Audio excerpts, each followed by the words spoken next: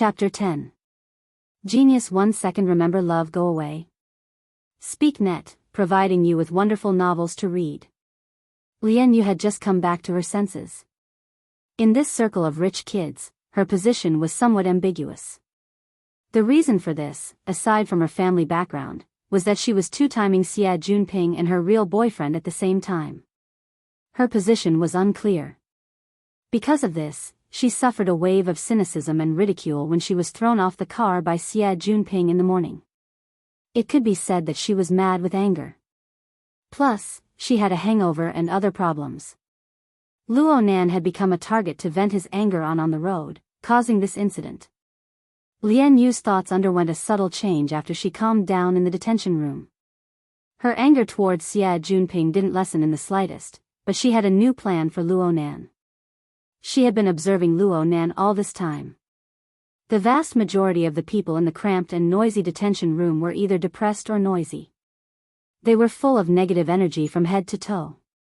Only Luo Nan, this big boy, who looked to be the youngest, sat quietly in the corner from beginning to end. Aside from changing into a strange sitting posture once, there was practically no movement from him.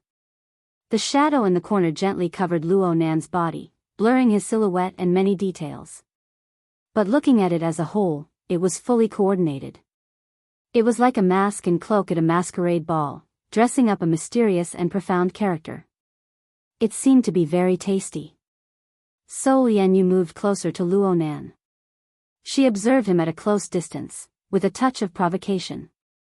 Luo Nan's delicate, pretty, and quiet appearance was exactly her cup of tea. If he took revenge on Xia Junping into consideration, then it would be even more interesting. Of course, before this, she first needed to figure out the relationship between Luo Nan and Xia Junping. She needed to figure out why Xia Junping was burning with impatience in the morning and why this little fellow came up when he turned around. Lian Yu's thoughts couldn't be hidden from others. Someone laughed weirdly to the side. Lian Jieyu, he's a vegetarian. You guys can't get together. Vegetarian is also very refreshing. Lian Yu didn't mind people calling her by her nickname at all. Jieyu was the title of an imperial concubine in ancient times. Her status was illustrious, and it also had the meaning of charm and beauty. It couldn't be considered a bad name. As for using her beauty to charm people, or even the evil intentions of not being the legitimate wife, she naturally disregarded them. Lian Yu herself indeed had a heroic spirit that didn't care about meat or vegetables, and she even had the capital to do so. Her well-defined facial features gave her a bit of a mixed-race look. What was really against the rules was her voluptuous and tall figure. She even purposely wore a burgundy tight-fitting short skirt that accentuated her seductive body parts while also showing off her slender waist and long legs to maximize her charm. Now, in order to keep warm, she borrowed a man's outer robe and put it on. But when she spoke, she habitually gestured with her hands, and the front of the robe opened naturally.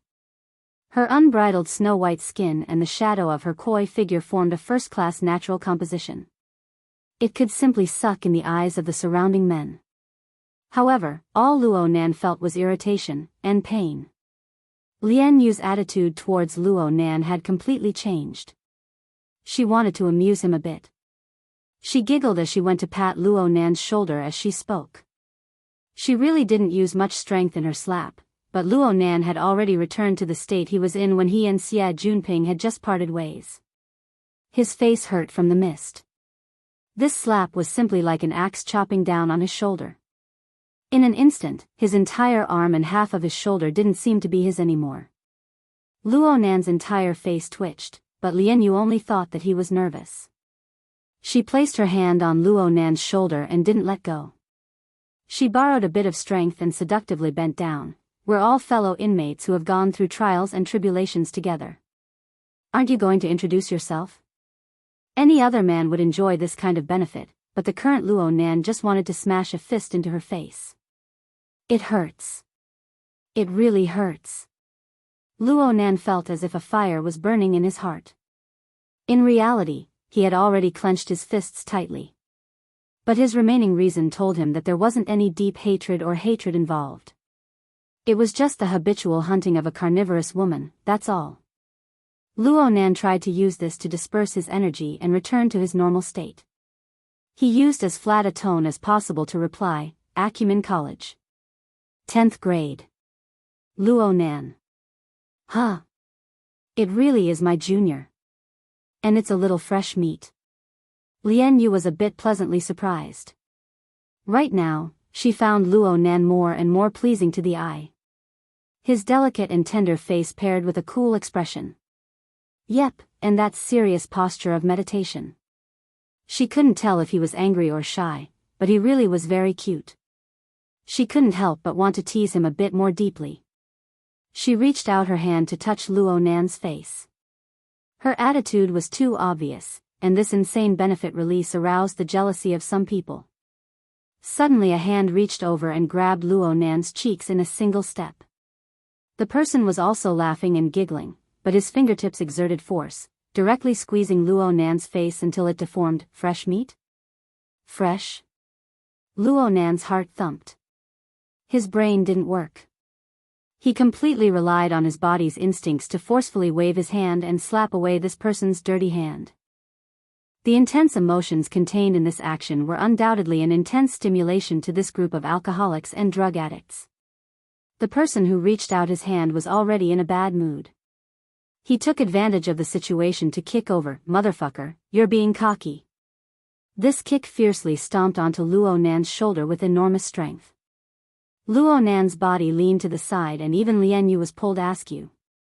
The notebook on Luo Nan's knee slipped down amidst the chaos and was swept away by Lian Yu, who had lost her balance. She slid 2 to 3 meters away. Lian Yu was wearing 10-centimeter high heels. She nearly sprained her ankle in her fluster. She only didn't fall to the ground because she was supporting Luo Nan. She felt that she was in a sorry state and the anger in her heart suddenly rose. Li Shuecheng. What the hell are you doing? In the end, an even louder voice roared back, what the hell am I doing? Lian Yu was like a cat whose tail had been stepped on. She jumped 3 feet into the air amidst her shrill cry. Her fingertips, which were covered in manicured nails, greeted Li Shuecheng's face. Actually, this kind of fight couldn't happen. Li Shuecheng's slip of the tongue had already caused Xie Junping to lose face. If he were to make a move against Lian Yu, he would really have to scratch a few lines on his face. He wouldn't be able to mingle in this circle in the future. He dodged backwards and there would naturally be enough people coming up to stop the fight. This group of rich kids had just suffered a setback in their drive in prison. They were just about to raise their energy to the breaking point. Now that they could join in the fun, each and every one of them courageously scrambled to be the first. Let's not talk about whether they were in the right or not. It would be good if they could take advantage of a beauty.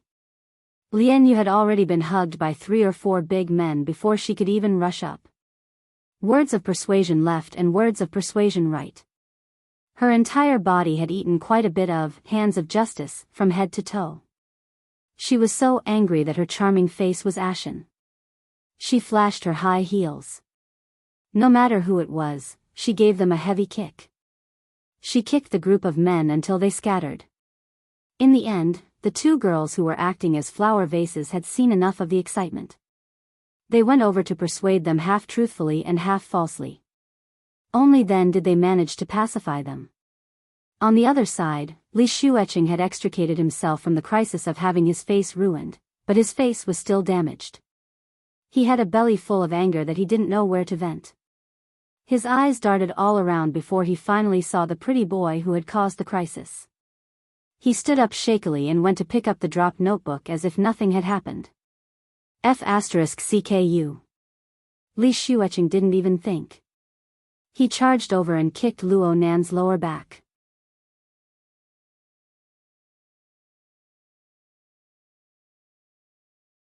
Chapter 11. Genius 1 second. Remember if you want to go? Show.net provides you with wonderful novels to read. There were many people to the side, and the space was narrow. Li Shuecheng didn't use his full strength. He only kicked Luo Nan to stagger, but Li Shuecheng himself nearly slipped and fell. Love Go Small Say Netku. He had finally regained his balance and was about to rush forward again. Luo Nan suddenly turned around at this time. Strangely enough, when their eyes met, Li Shueqing felt an inexplicable panic in his heart and unconsciously stopped walking. Lian Yu had already calmed down. Li Shueqing's actions had attracted everyone's attention. Li Shueqing's actions were obviously inappropriate, but Luo Nan wasn't a person of this circle. This group of rich kids had no obligation to mediate. Not to mention that there were quite a number of people who were still brooding over the can of destiny in the phantom flying car. Even if there was a 9% chance that Xie Junping was the culprit, as long as there was a 1 in 1,000 or 1 in 10,000 chance, they would be able to shift their resentment onto Luo Nan. Everyone looked on with cold eyes. Lian Yu, on the other hand, felt the attitude of the group of scoundrels in the circle. It was not good for her to step forward and intervene. With an ashen face, she angrily stood at the side. Of course Li Shueqing knew the attitude of his companions. He really did have the heart to go up again. But he didn't know why, even though Luo Nan's face was ashen like a corpse and he looked like he could be blown over by the wind, Li Shueqing was unable to take a single step when he looked directly into Luo Nan's eyes. 1 or 2 seconds wasn't a problem, but 3, 4, 5, 6, 7 seconds had passed, and he still hadn't moved. This was AF * King battle pose. The surrounding scoundrels had obviously noticed something and were already laughing in a low voice. Li Shueqing felt even more embarrassed. In the past, when it came to this kind of thing, there would naturally be bodyguards and attendants to take care of it. Who the F * CK knew that they would feel so uncomfortable when they were on the spot. She couldn't help but fly into a rage out of humiliation. She saw that Luo Nan's notebook was right under her feet, so she simply stomped her foot to vent her anger. She stomped right in the center of the notebook. The thick book instantly caved in, and a faint cracking sound came from between the pages. Across from him, Luo Nan was suddenly stupefied. Li Shueqing immediately understood when he saw Luo Nan's expression. His foot had truly stepped into the pit of Luo Nan's stomach.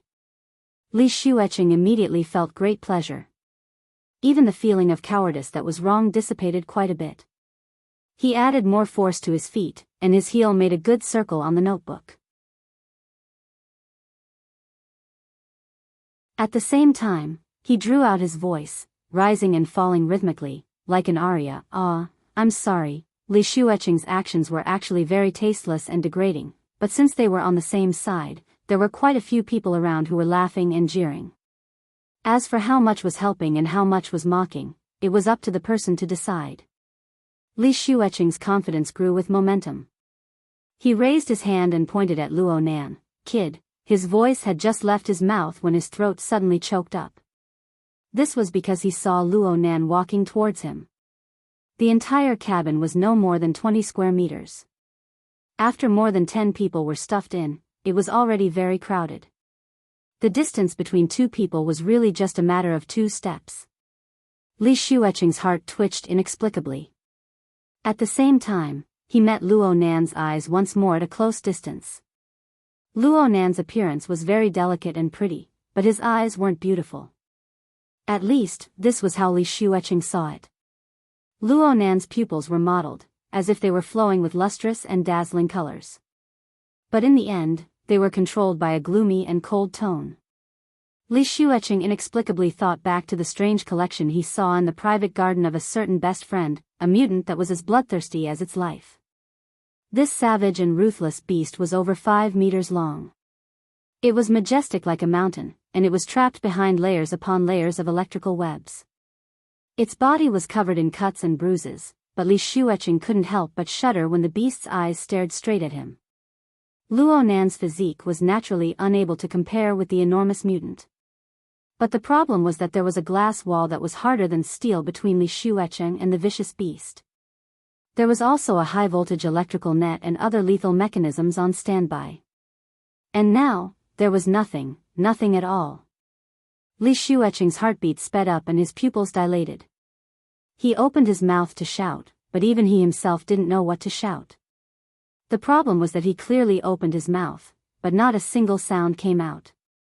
Not only that, but his tongue, throat, chest, and all the muscles in his body instantly stiffened. He felt like he was trapped in a nightmare. His consciousness was clear, but he couldn't get out no matter what. He could only watch helplessly as Luo Nan walked forward. Luo Nan extended his arm, and Luo Nan's 5 fingers lightly clasped onto his throat. It was really just a light touch, and he could not feel any strength. But at this moment, the air in his lungs was quickly sucked out, and his nostrils, mouth, and even pores all over his body were forcibly sealed, as if he was wrapped in a thick and airtight plastic film. His internal chi could not flow out, and neither could his external chi enter. He could not even sweat. His heartbeat increased rapidly, but the amount of oxygen in the blood he pumped out continued to drop.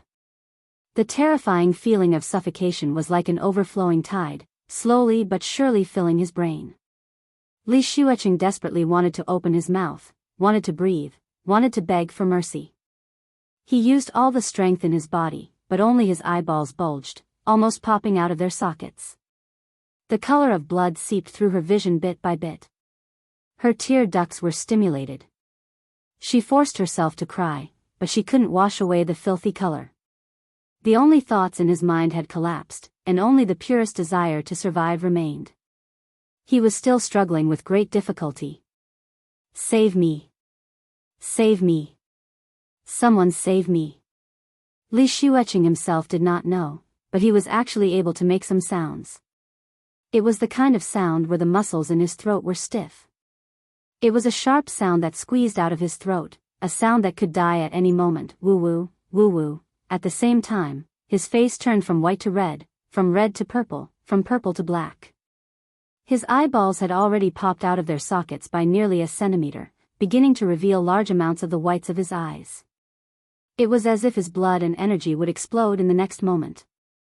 Each and every one of the rich kids in the cabin were stupefied on the spot. They were unable to understand the pain Li Xueqing was facing. They only saw Luo Nan walk over, extend his hand, and choke Li Xueqing's neck. Li Xueqing was completely scared silly. He actually did not resist in the slightest. Luo Nan looked weak and delicate, but the strength of his hand was terrifyingly great. The current Li Xueqing looked like he could go into shock from suffocation at any moment. He might even die on the spot. No one knew why Li Xueqing was such a coward. But Luo Nan's ferocious strength was even more frightening. At this very moment, everyone believed that Luo Nan was really going to strangle Li Xueqing to death. There were also some people who were clear-headed. They felt that Luo Nan's body movements had a sort of indescribable awkwardness. It was as if he was exerting strength, yet not exerting strength. It was completely out of step with Li Xueqing's pain, so much so that the entire situation was extremely uncoordinated. But this wasn't the most important thing. What truly made people's scalps go numb was Luo Nan's face. Yes, look at his face. Luo Nan's face was originally pale and gray like a corpse. But right now, there was a drunken red glow that spread and piled up. Excitement, right? Excitement, right? This scene was like an incorporeal whip that lashed at the hearts of the surrounding people. Let's not talk about the feeling of the flesh, but their hearts were twitching. Damn pervert. Homicidal maniac. He hit it so deeply. What are you looking stupidly for? Hold him back. Lian Yu's sharp voice tore through the almost sticky fear. She was the first person to react to the stress. She disregarded everything and charged towards the pile of stiff bodies in front of her. The group of people in front couldn't maintain their balance, especially the one at the very front. How far was he from UCI? A servant in front was about to touch her, and this fellow was a coward. He actually let out a blood-curdling scream. But no matter how unwilling the people in the front row were, the sudden explosion of crowding and chaos still pushed them towards Luo Nan. The weight of 7 or 8 people piled together. Even though Luo Nan didn't use his full strength, he still made Luo Nan stagger. His hand that was stuck to Li Xueqing's throat actually slipped away. This scene gave many people courage. There were people in the very front row who simply screamed, "Ah, ah, ah." They closed their eyes and opened their arms. It was a completely unreasonable bear hug, rushing to cling to Luo Nan. With the first came the second. Under the drive of the herd mentality, a large portion of the people rushed forward. The cabin was in chaos for a time. Luo Nan was pushed away amidst the chaos, but Li Shuecheng fell heavily to the ground. He had already sunk into unconsciousness, unconscious.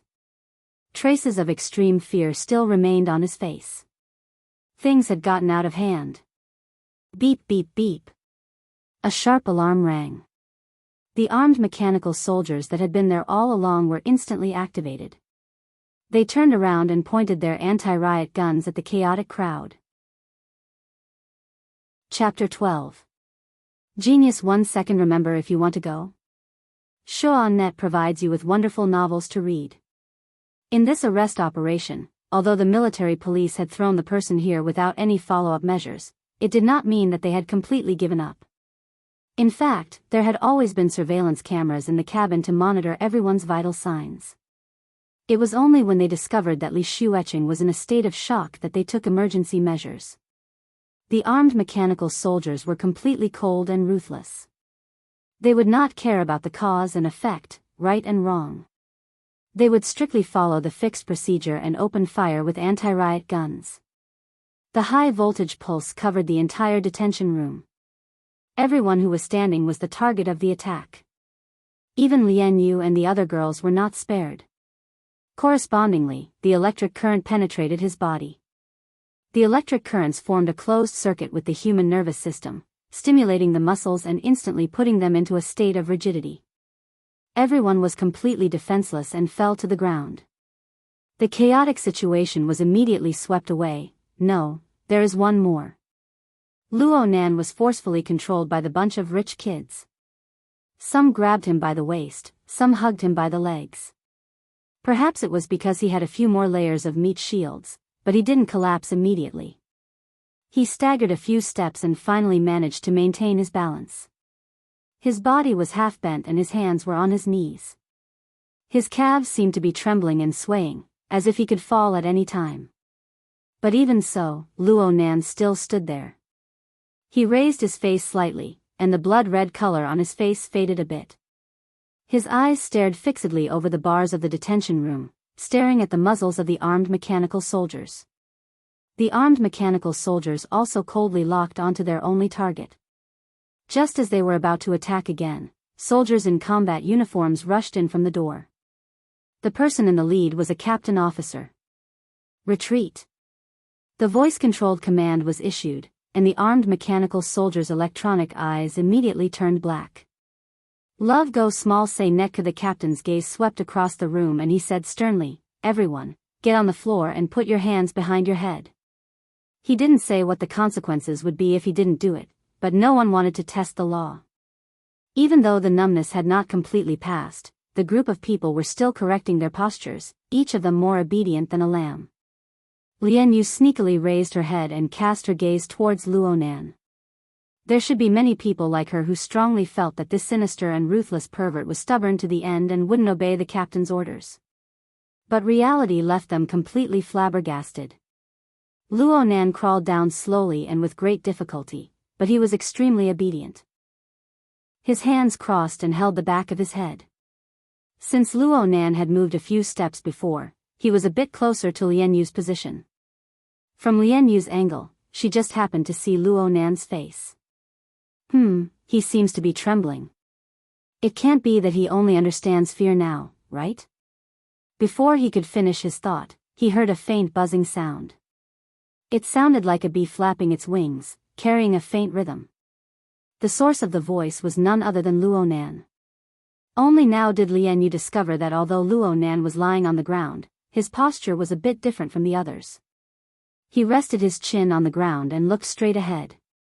His lips moved slightly, and the strange sound came from them.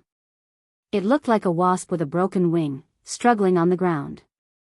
Could it be that this fellow had gone mad? Lian Yu shuddered and secretly clenched her teeth. She cursed a certain someone who was hundreds of kilometers away. "Xia Junping, you bastard, just what kind of people do you know?" Xia Junping certainly wouldn't reply, but the military quickly made a judgment. From the perspective of Lian Yu and the others, the armed mechanical soldiers and military personnel appearing one after the other meant that the matter had certainly gotten out of hand. They didn't know how they would be dealt with. But reality proved that in the eyes of the military, a small conflict caused by a group of temporarily detained youngsters was nothing more than a fart. When all was said and done, the military only assisted the police in managing the case. There was no need to waste energy on this. The final treatment was merely to carry the unconscious Li Shueqing out for treatment. Then they dragged Luo Nan, who didn't fit in with the others, to lock him up by himself. No one objected to this. Even if they did, it would be meaningless. But Luo Nan spoke in a low voice as he was being brought out, "There's still my notebook. It's coming. It's coming." Lian Yu and the others all stared with wide eyes. They wanted to see how this deeply hidden pervert would reveal his vicious and untamed side. However, the development of the situation made a fool of them once again. The captain didn't get angry. Instead, he indicated for his subordinates to go into the cabin and pick up the notebook. He picked it up and flipped through 2 pages. When he saw the cracked flexible screen, he gave it a few more glances. Then he handed the notebook back to Luo Nan. Luo Nan didn't say anything more. He obediently followed the escorting soldier and left. He was quiet and restrained from head to toe, just like the impression he gave others in the beginning. While Lian Yu and the others looked at each other in dismay, Luo Nan was brought into a solitary confinement room. It wasn't too far from where he was locked up before. Since it was a solitary confinement room, the space was narrow. It was reasonable. There was only a single metal chair placed in the room, and it was fixed to the ground. It would pretty much fill up the rest of the space if it was turned in a circle. This was the place that claustrophobic people were most afraid of, but Luo Nan didn't care. He sat on the chair, and the notebook was naturally placed on his knees. He first wiped away the footprints and dirt on the cover, then he carefully opened it. The metal ring frame of the notebook was already a bit deformed from Li Shueqing's heavy trampling and crushing. The opening and closing tab wasn't too flexible either. But this kind of damage wasn't much compared to the flexible e-ink screen. It was unknown where Li Shueqing got his strength from, but the flexible e-ink screen, which was extremely flexible and tough, had over a dozen fine cracks. Some of them ran through the entire screen. It looked like the flexible e-ink screen would fall apart with just a bit more strength. However, the flexible e-ink screen could still be used even in this way. The screen lit up with a light swipe. Luo Nan felt a bit relieved. Next, he didn't care about anything else. He directly opened up his most commonly used drawing software. The familiar loading sign lit up, and he soon cut into the normal interface. The draft of the burning wraith appeared on the highest level. It looked quite normal. Luo Nan let out a long breath. He pressed his finger long, wanting to enter the next level interface. But the temperature of his breath didn't even have time to change when the flexible e-ink screen suddenly darkened. It automatically shut down, without a trace of light. It was like an ominous black post that had been smeared with ink. Luo Nan tried many different methods to reboot the screen, but he didn't see any reaction. He began to stare blankly as he faced the pitch-black, shattered screen. The miniature camera in the corner locked onto Luo Nan's stupefied and stiff face, transmitting it to another cabin on the warship. There, the freshly minted lawyer, Zhang Yingying, rushed over, looking travel-worn. She was currently handing over legal documents to the relevant person in charge of the ship. Right now, she had changed into an old-fashioned ash-black dress suit. Her hair was coiled up in a bun. The only bright color on her body was the gorgeous sapphire blue scarf around her neck. Oh, there was also that pair of slender and long calves. They were directly exposed to the air. Her entire body was flawless, and the texture of her skin appeared even more exquisite under the support of her black velvet high heels. It was as if she was glowing with a jade-colored light. The one who was connected to Zhang Yingying was the transport ship's logistics deputy supervisor. This somewhat stout lieutenant colonel officer had the surname Lu. He had already received a warning beforehand. Even though the mature-dressed female lawyer had a tender face, she looked suspicious no matter how he looked at her. He didn't have any intentions of getting to the bottom of things. Of course, perhaps this had something to do with the reason why his eyes kept glancing downwards. Chapter 13. Genius 1 second. Remember if you want to go? Shaw.net provides you with wonderful novels to read. Lieutenant Colonel Lu was a bit frivolous, but he had cultivated a habit of caution from working in logistics for a long time. This caused him to have some misgivings about the situation itself. The others are easy to deal with, but this kid called Luo Nan is a bit suspicious. He's so young, yet he acts so ruthlessly. His reaction after the matter is quite odd. Zhang Yingying replied seriously, "It's a pity that this happened, but I think that this kind of hot-blooded conflict will not affect the judgment of the case itself. Of course, the military is only responsible for temporary custody and will not comment on the matter." Lieutenant Colonel Lu said this for the time being.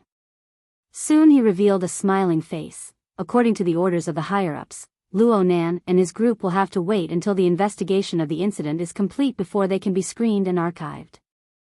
I estimate that there are at least 8 hours left. We weren't allowed to communicate with the outside world before this. Miss Zhang, you're early. Speaking of which, the officers' activity room on the ship has quite good coffee. Why don't I invite Miss Zhang over to kill some time? Zhang Yingying didn't even blink in the face of such a crude method of picking up girls. She directly refused, "That's not necessary. My client looks like he has nothing left to live for. It's better for me to keep an eye on him." Lieutenant Colonel Lu shrugged. It should be the damaged flexible screen. It has a special meaning to him. For example, a birthday present from his father. Zhang Yingying raised her eyebrows. Father's gift? Good idea. Lieutenant Colonel Lu was a bit stupefied. He couldn't match the thought process of the young lawyer in front of him, but in order to achieve his goal, he still revealed a smiling face and flaunted those vague philosophies. Adults need to carefully decide on a reason to allow themselves to be vulnerable. Children, on the other hand, are much more casual. They can be defeated at any time, but they can recover quickly because they are still under the protection of their family. Their father will soon make up for it. When my client was 4 years old, my father abandoned him, patted his butt, and disappeared. Love go small say Neku. Was this another rejection? Lieutenant Colonel Lu felt rather embarrassed for a moment.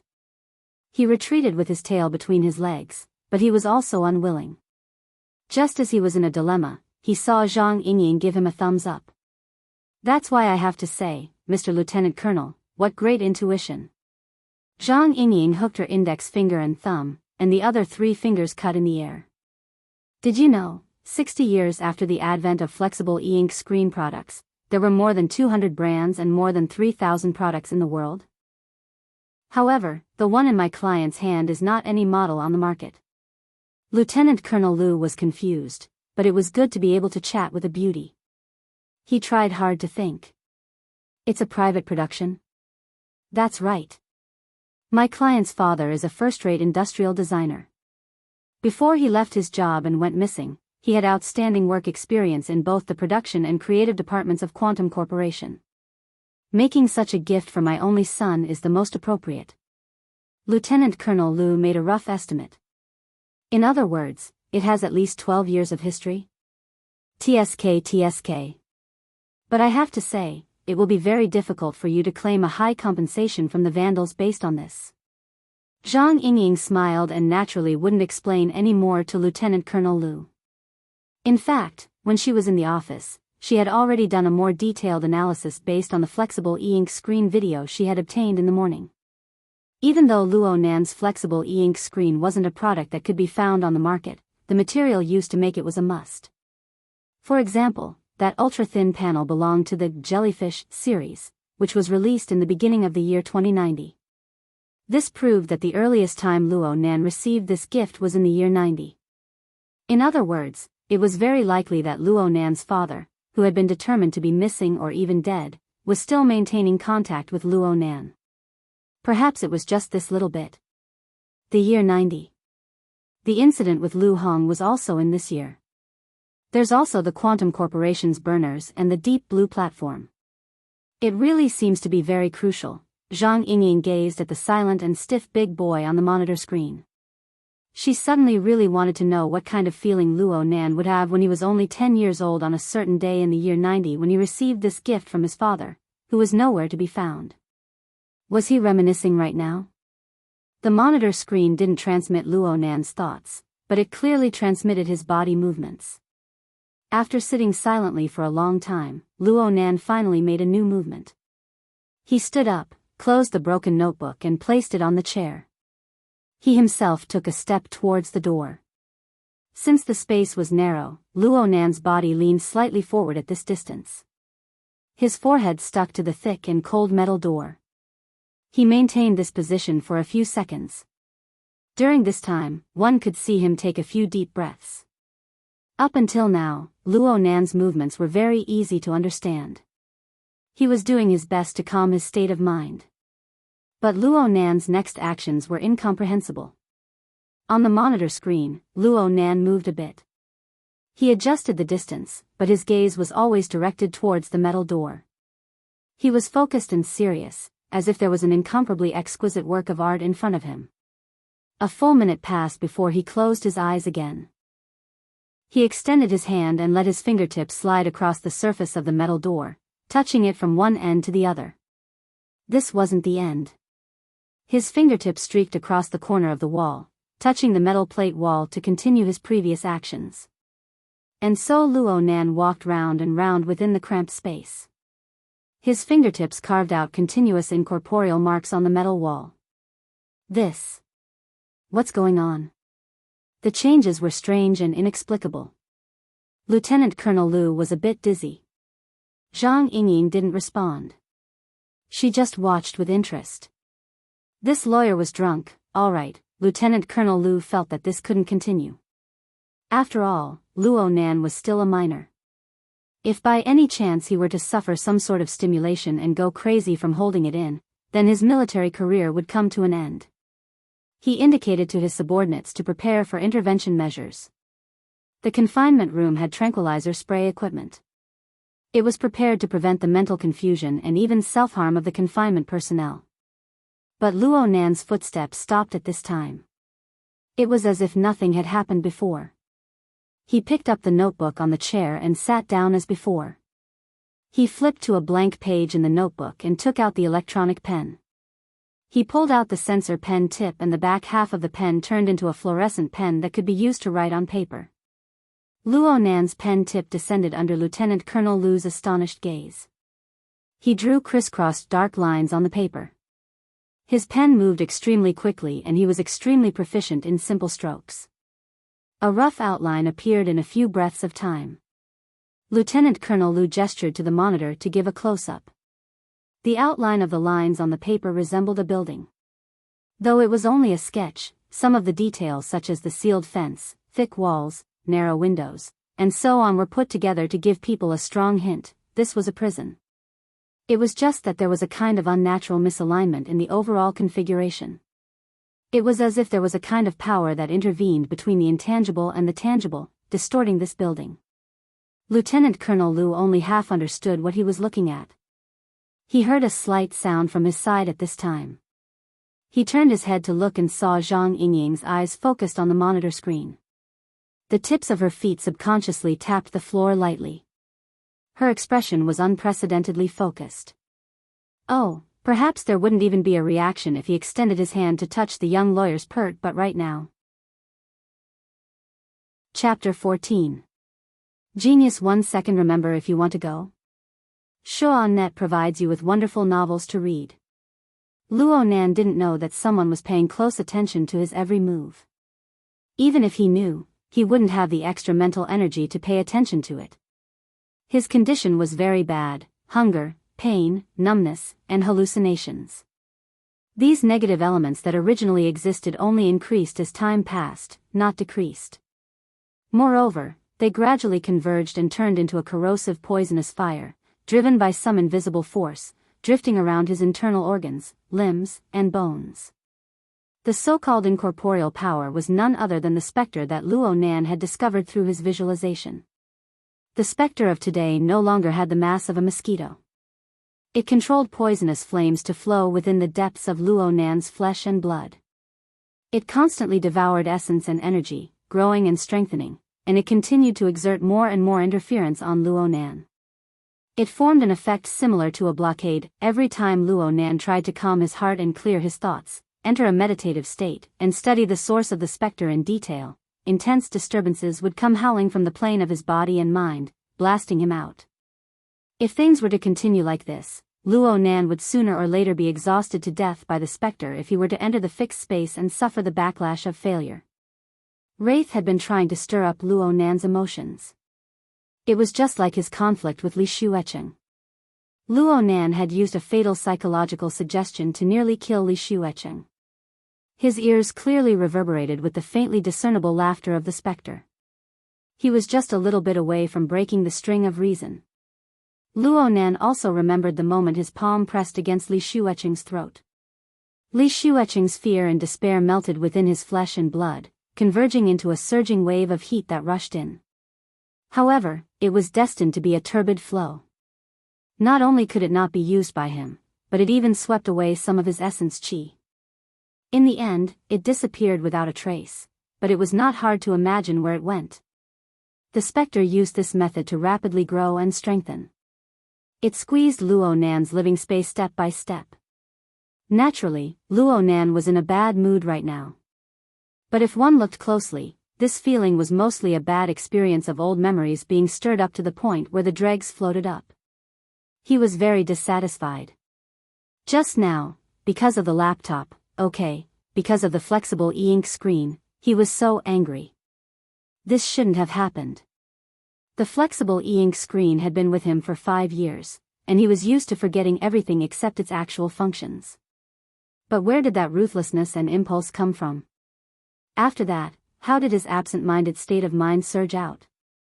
Was it because his flesh and blood contained a certain person's genes? That coward? Hee. The irony was that the active interference of the specter gave Luo Nan a very good explanation, so much so that he actually felt a bit of subtle relief. Attributing everything to ghosts, that made things much simpler. The specter's blockading interference had indeed caused a lot of trouble. But why did he have to stubbornly smash his head until it bled? Luo Nan entered the fixed space in hopes of drawing support from that state to further understand the specter. He wanted to make contact with it, capture it, and exterminate it. Ghost's obstruction and interference proved that his train of thought was correct. From Luo Nan's point of view, the one with a one-track mind should be Wraith. In order to understand something, one didn't necessarily have to go through the fixed state. Luo Nan had a more direct method, a pen and a piece of paper. Over the years, he had collected character materials, described the surrounding scenery, and sketched countless times on the spot to capture the characteristics of others. His writing might not have been methodical, but he had long trained his acumen to be first-rate. Now, all he needed to do was to create a special, self-portrait. Lines flowed down from the tip of the pen, piling up layer upon layer and intertwining with each other. His mind was neither close nor distant. He was focused and relaxed, fluid and agile. There was actually a tendency to go out of control. In a certain sense, hand drawing was freer than visualization. The visualization diagram seemed to come out of thin air, but it was actually very strict. It had to maintain a certain synchronization with one's body and mind. It couldn't be increased or decreased at will.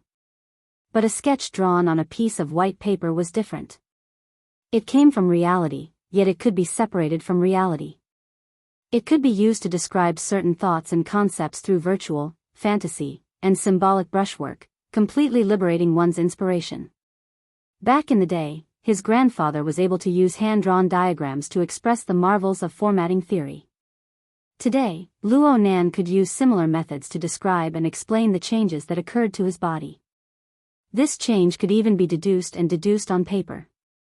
It was a step ahead, forming a pre-made draft for a great work of art. Therefore, Luo Nan drew a prison that didn't exist in reality to symbolize the most prominent idea in his mind. This was the first time Luo Nan had been imprisoned in his entire life. It was a novel experience, and he naturally linked it to the first sentence of the 16 words mantra, "My heart is like a prison." Luo Nan believed that the 16 words mantra was certainly some sort of interpretation of formatting theory from his grandfather. The words, prison, furnace, mirror, nation, and so on were even direct descriptions of the level of formatting. And according to his deduction of the sequence, the format of prison might be an advancement of container. Therefore, he used the cold and cramped confinement room as a reference. He used the free and smooth edge of his brush to gather the faintly discernible inspiration. He even used the indescribably wonderful energy to construct a marvelous building that belonged solely to him on paper. Of course, he knew that the structure of the prison he drew was mostly fantasy. He might not be able to use it on the formatting, but as long as he had the clue of inspiration, it was enough. As for the distorted picture, it was easier to explain. This was because the picture reflected reality. The power that distorted the building came from within the building. The incorporeal and shadowless specter was the instigator of all this. He couldn't see the specter, but he could indirectly sense its existence through the distorted picture. The more elements appeared under the brush, the closer that the self-portrait was to reality. At this very moment, the tip of Luo Nan's brush and his thoughts merged into one. They were indistinguishable from each other. It was as if there was no space between them. The imaginary world of nothingness was like a picture scroll that unfolded before Luo Nan once more. The outline of a tetrahedron, its inscribed sphere, and its circumscribed sphere appeared clearly. It overlapped with the prison on the paper to form a marvelous picture. It didn't matter if he couldn't enter the fixed space. He could reproduce the fixed space here. In fact, the reproduction of the fixed space proved that Luo Nan's state of mind had already eliminated the interference of external forces. The specter's movements were meaningless. The tip of Luo Nan's brush did not stop. His state of mind had already returned to the fixed space. The specter, who had been interfering and destroying all this time, was caught off guard. It finally revealed its strange appearance. Other colors seeped into the originally empty darkness outside the visualized diagram. It was a kind of oppressive dark red. It was like a struggling flame within the ashes that had yet to be extinguished. It seeped and blended with the darkness to form a somewhat fuzzy silhouette together. This thing swam within the darkness, sticking to the visualized diagram in an attempt to penetrate inside. And it had already penetrated quite a bit. If it were someone else, they would need to spend some time to find the boundaries of this monster. But Luo Nan recognized its appearance with a single glance, the burning wraith. It was precisely this wraith that was faintly discernible during the earthquake in the R&D district. It howled and nearly took Luo Nan's life. Afterwards, it concealed itself into nothingness, making it hard to trace. Luo Nan even left its image on the drawing software. If he hadn't encountered his true fate, Luo Nan would already be at school right now. He would be looking up information, striving to find the slightest trace of the wraith. How could he have imagined that this fellow would actually be in such a state, wandering within his consciousness, fusing with his flesh and blood? Luo Nan didn't stop writing, but his lips curved into a light smile. Hey! You're smiling. You're smiling. Lieutenant Colonel Lu cried out involuntarily. Then he felt extreme shame. He felt that he must have been infected by Luo Nan for him to make such a fuss over nothing. Zhang Yingying was also very curious about Luo Nan's current state of mind. Unfortunately, the monitoring screen was destined to be unable to detect Luo Nan's thoughts. On the other hand, a beep rang out from the monitoring room.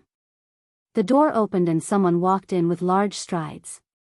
Zhang Yingying looked back with curiosity. She saw that the person was wearing a well-ironed sky blue uniform. He didn't wear a military rank. He was clearly out of place in the room filled with deep space gray aerospace army uniforms. Lieutenant Colonel Lu turned his head to look at the person. His brows slightly furrowed, but he quickly squeezed out a smile. He walked a step forward and spoke with a chuckle, "Assistant Yen. How's the search going?" Chapter 15. Genius 1 second. Remember if you want to go? Shoa.net provides you with wonderful novels to read. Assistant Yen didn't immediately respond to Lieutenant Colonel Lu's greeting. His gaze first swept over Zhang Yingying, pausing for a moment, just in time to meet the latter's gaze.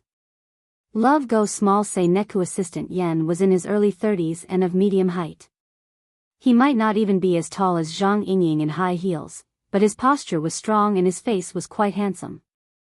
It was just that the corners of his lips were habitually pursed, and his expression was cold and solemn. He did not look like someone who was easy to talk to. What left the deepest impression was his eyes.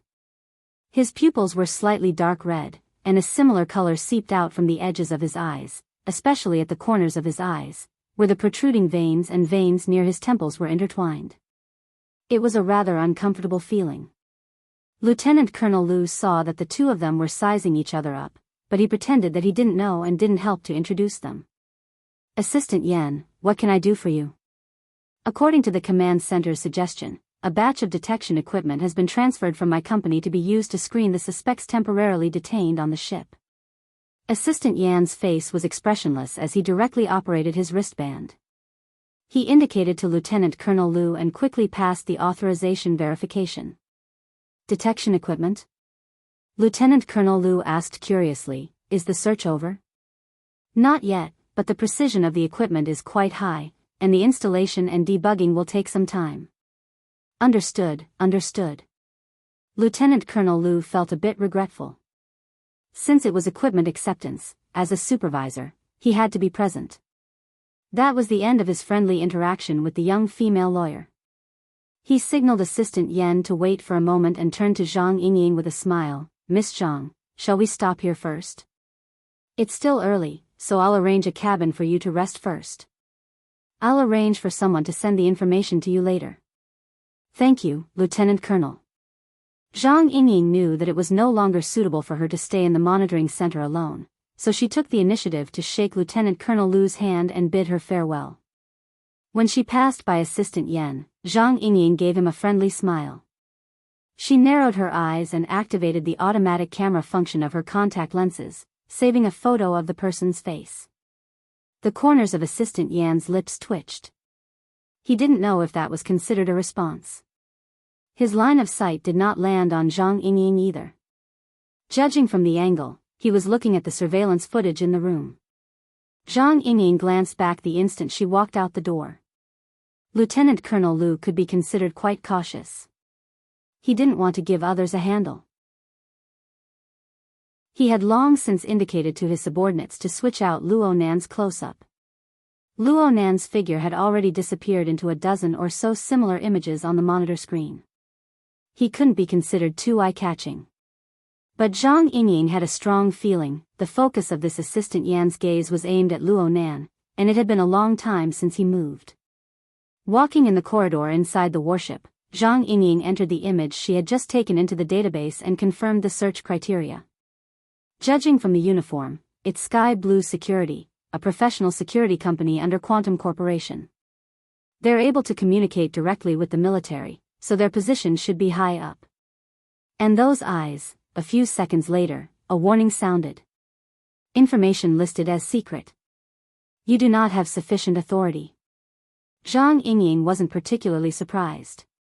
She pursed her lips and switched to another channel. Not long after, he took out a simple personal file. The reason why he said it was simple was that there was still a considerable portion that had been blocked. However, she could already verify a portion of her conjecture from the current information. The electronic photo on top of the file was precisely Assistant Yan's appearance. He was just younger by 7 or 8 years, and he was currently revealing a spirited smile. Yan Yonghua, former lecturer of Acumen College. He left his post of his own accord in 90. His father, former professor of Acumen College, Yan Hong. Okay then. Enemies really do meet on a narrow road. Speaking of which, did he recognize me in the end? Zhang Yingying thought back to the conversation she had with Xie Junping before she boarded the warship. She had no choice but to make an amendment. This giant ship of Quantum Corporation doesn't care about little ants, but the spider and whatnot on it might not. This seemed to be a very troublesome choice. Give it up? Luo Nan's thoughts stirred and the marvelous scene that appeared beneath the tip of his pen flowed within his mind. It's really cool. Luo Nan, who was very cool, was still drawing with his pen. Even though he had already entered the fixed space, locked onto the source of interference, and confirmed the true identity of the specter, He didn't have any intentions of stopping. The feeling of the pen and mind merging into one was truly very marvelous. The burning wraith was an inconceivable existence. Luo Nan didn't know how to categorize it and determine its nature. Even though he had entered the fixed space, he didn't have too many clues as to how to deal with it. But when he held the luster pen in his hand and allowed the lines to flow from the tip of the pen, all the problems were no longer problems. The material and the mental, the real and the illusory, the present and the future. Multiple dimensions interweave together to depict the same goal from multiple angles. His inspiration would never dry up no matter what. The distorted sketch of the prison building that was filled with symbolism revealed more and more clear conceptual clues. Luo Nan's lips unconsciously opened and closed slightly. He silently recited the mnemonic chant that he had long since become familiar with. He only chose the first 4 words, "My heart's a prison." He silently recited it without a sound, but the intent that carried through it had never been as condensed as it was now. It broke through the boundary between the real and the illusory to attack the plane of the visualization. It was as if it had transformed into an iron hammer that smashed heavily onto the visualization diagram. It was like the ringing of a bell. It was like the striking of a chime. Countless silver threads were extracted from the diagram amidst the fine vibrations. They split apart to randomly construct countless flickering structures. And they clearly had a close relationship with the prison building in the notebook. Some were clear and proper. Some were distorted and blurry. There was also an enormous difference in their images. There were tightly woven fences inside. There was a sealed iron cage. There were leaping arcs of electricity. There was a malevolent beam gun. In short, each and every one of them was a symbol of violence and coercion. They were the embodiment of the details of the prison drawing. Due to the leaping of consciousness and the haphazard brushwork, the majority of the structures were only superficial. They didn't conform to the principles of construction at all. The time that they existed was extremely short. But every time the intertwining and shattering structure of silver threads swept past, the burning wraith that had already penetrated into the inner layer of the visualization diagram acted as if it was facing a great enemy. It moved endlessly in defense, cutting quite a sorry figure. The burning wraith also wanted to carry out interference and destruction. But the problem was that the process that unfolded in multiple dimensions at the same time had already completely exceeded the scope of its control. Luo Nan didn't understand why the burning wraith that was over 100 meters tall had gone wrong when it howled at the sky. It was actually so unbearable. But he wouldn't stop. The chanting never stopped. The visualization never stopped.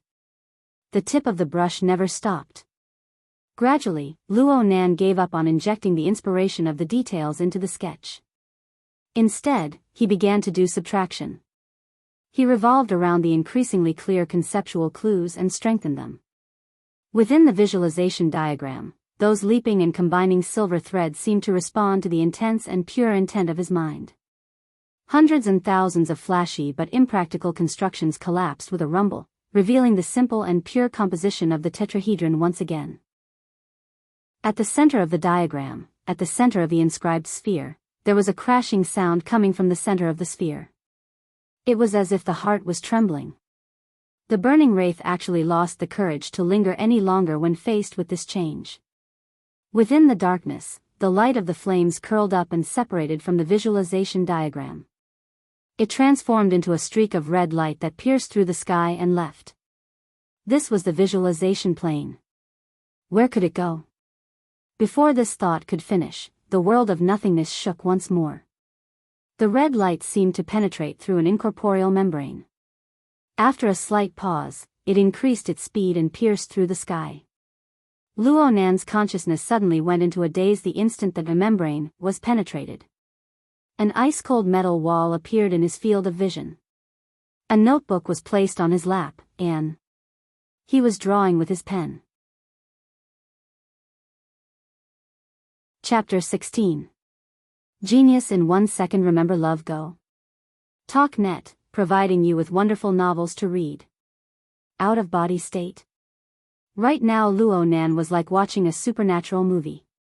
But before he had the time to experience the pros and cons, the burning wraith's red glow had already penetrated through the wall in the blink of an eye, disappearing without a trace. Oh, saying disappearing wasn't accurate. This was because there was still an indescribable, yet clearly distinguishable sensation that marked the burning wraith's position in the bottom of his heart. Luo Nan knew the reason. This was because the drawing under his pen was a self-portrait in name. In reality, it depicted a considerable range of mental and physical states. Naturally, this included the burning wraith. Oh, the unnatural distortion on the sketch of the prison building was it. Right now Luo Nan's visualization and drawing had already merged into one. It was difficult for each other. Since he had left an imprint on the sketch, how was it possible for him to not leave a trace in his mind? No matter where the burning wraith fled to, it still appeared clearly on Luo Nan's drawing and within his mind at this moment. And because of the burning wraith's abrupt escape, the dynamic change of the interference power stimulated Luo Nan's inspiration once again. His main body actually hadn't stopped writing under this inexplicable out-of-body state. Even though the sketch in his notebook couldn't contain any more details, his inspiration had already gushed out. It was unstoppable. The tip of his pen was practically piercing through the paper. It drew intertwined lines on the only empty space on the outside of the sketch. The constantly strengthening conceptual clues finally buzzed into shape under the casting of inspiration. It was just like, crash. On the visualization plane, a thick, heavy crow chain appeared like a predatory python amidst the trembling sound. It appeared from the center of the visualization diagram, exploding out with its long body. The incorporeal membrane that had just been pierced was torn apart once more. The crow chain then broke through the void and entered reality. It followed the direction the burning wraith fled in, breaking through the air. Luo Nan didn't know how long the chain was. The front half had already entered the void, but the center of the sphere still hadn't been pulled to its limit. Perhaps length had no meaning on this plane. In a split second, Luo Nan heard a sharp hiss. The crow chain, including his mind, made contact with the scorching hot and irritable burning wraith in this instant. The chains trembled and moved even faster, actually forcefully piercing through the other party. Immediately after, countless silver threads burst forth, shuttling back and forth, interlocking with each other, firmly locking the burning wraith in place. Caught it. But Luo Nan was only delayed by 1,000th of a second. Before he could taste the taste of victory, an enormous pulling force passed through the long chain and fiercely acted upon his body. The burning wraith also didn't know where it got its strength from, but it was like a wild boar that had gone berserk. Disregarding everything, it carried the chains and madly leapt forward. Luo Nan was unable to control the explosive charge of the specter. Even his body was affected by some sort of strange and mysterious power. He just felt his entire body lighten, and the intersecting images of reality and visualization rapidly changed. The environment of the confinement room was replaced by the various cabins, corridors, and mechanical structures of the ship. This time, it really was an out-of-body experience. Moreover, it was forcibly dragged out of his body by the berserk burning wraith, through the wall. What was this? The physical laws of the soul? At first, Luo Nan was still thinking whether or not there were people who could see this unscientific scene. But soon he was certain that the soldiers, officers, and AI machines that came and went on the warship were completely unaware of the chase that was happening above their heads. The tightly guarded transport ship had been completely transformed into an undefended racecourse. At least it was like this for now. It must be said that this was quite a novel experience. Luo Nan also tried to observe his current state of existence. He worked hard for a long time before coming to a preliminary conclusion. In his soul state, his form was very close to that of the burning wraith. It was just that he didn't have that oppressive dark red fiery glow. He was more like a shadow of nothingness. Luo Nan still wanted to carefully experience it for a bit. But after a short period of muddle-headedness, he sensed a chill that rapidly increased in intensity. It was simply like he was raging through a world of ice and snow with his naked body. The cruel cold wind sliced at his body like blades. The incorporeal cold wind was simply unavoidable. The incorporeal soul didn't have the effect of splattering blood in all directions, but the intense feeling of pain was real and real. It was very clear that the situation was tilting in a dangerous direction. And it was clearly closely related to the hasty and passive out-of-body experience. Luo Nan's first thought was to hurry and return to his main body. But right now, his mind and the chains coexisted. They were all bound to the burning wraith. He was completely muddle-headed as to how to unbind and how to break free. The more muddle-headed he was, the more he needed to do something. Luo Nan did 3 things in this life-threatening moment. First, he made a comparison. Which was more painful, the cold wind cutting the soul or the psychotropic drug composition cutting the nerves? Conclusion: there seemed to be no difference. Second, he made a confirmation. In the end, was there still a connection between the soul and the main body? Conclusion: the main body was in quite a bit of pain over there. Third, he raised a question.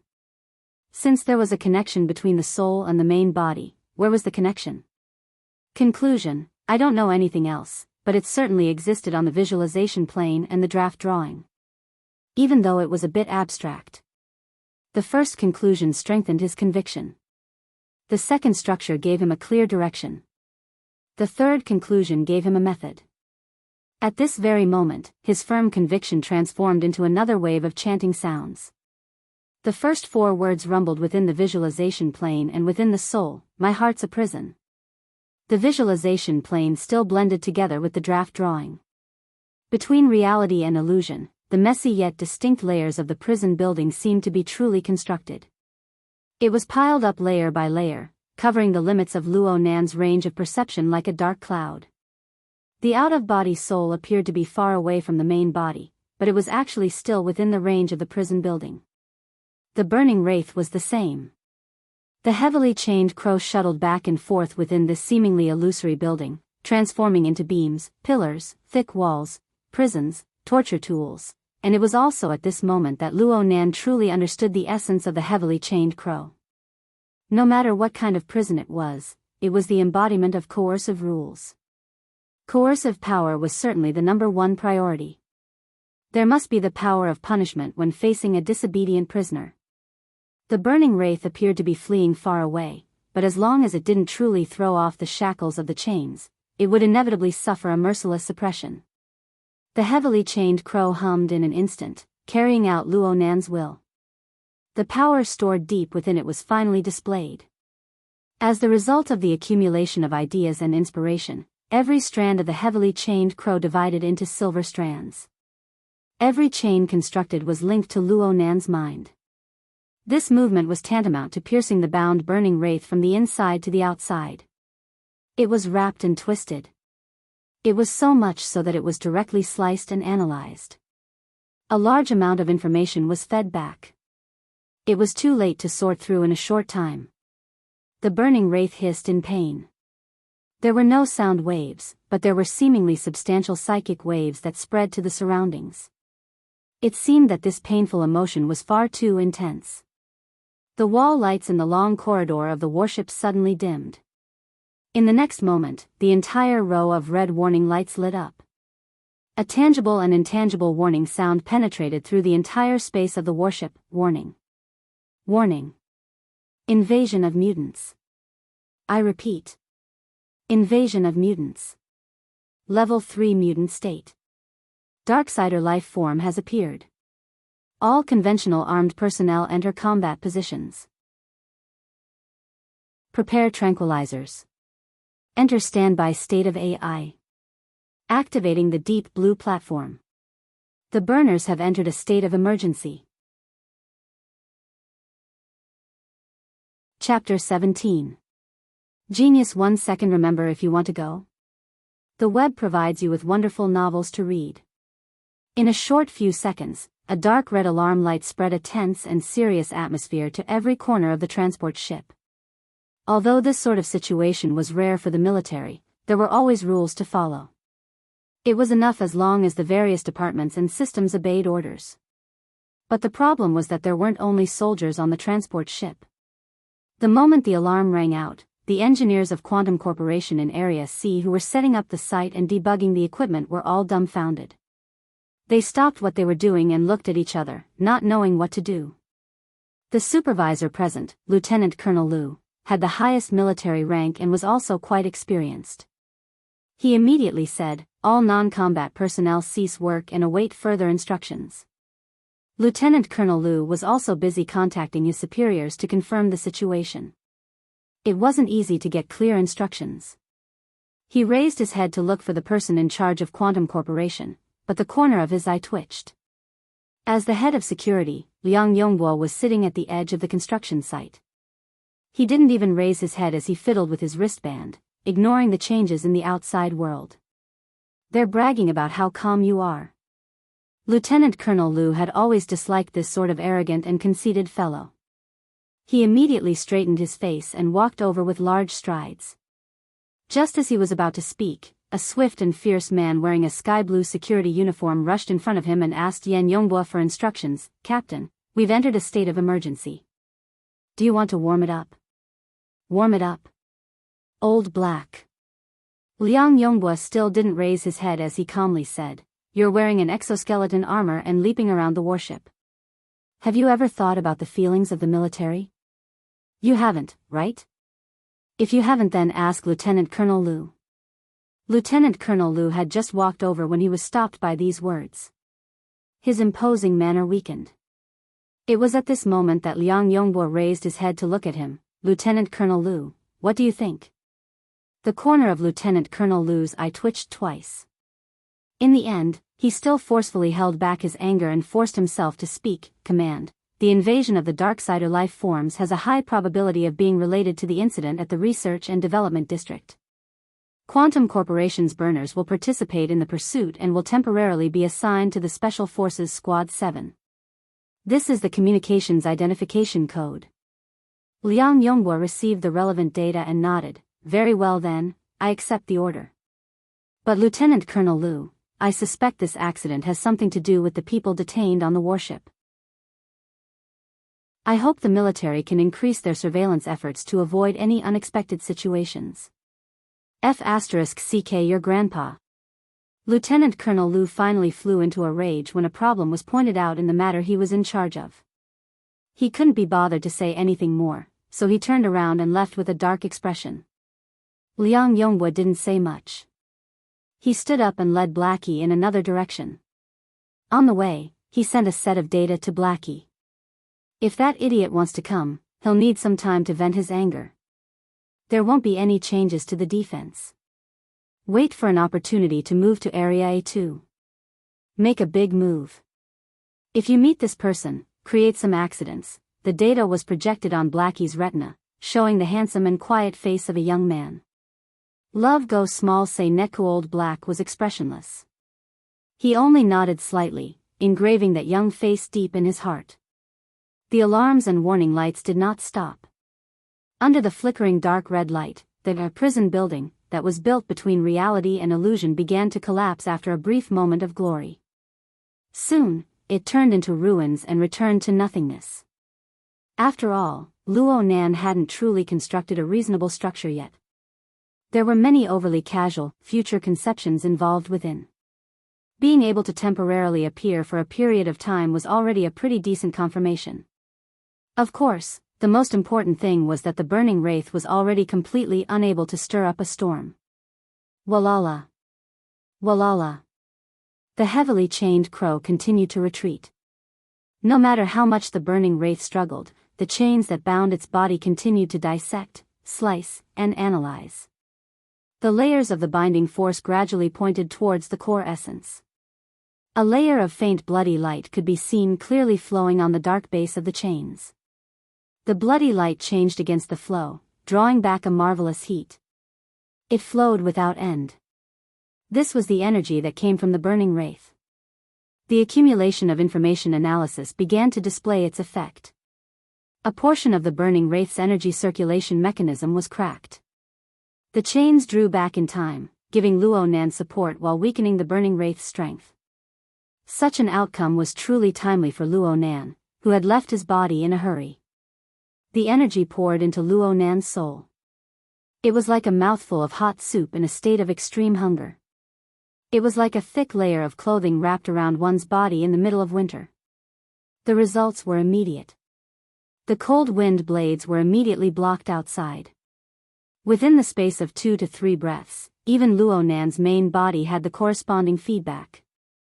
The state of hunger that was nearing its limit was somewhat alleviated.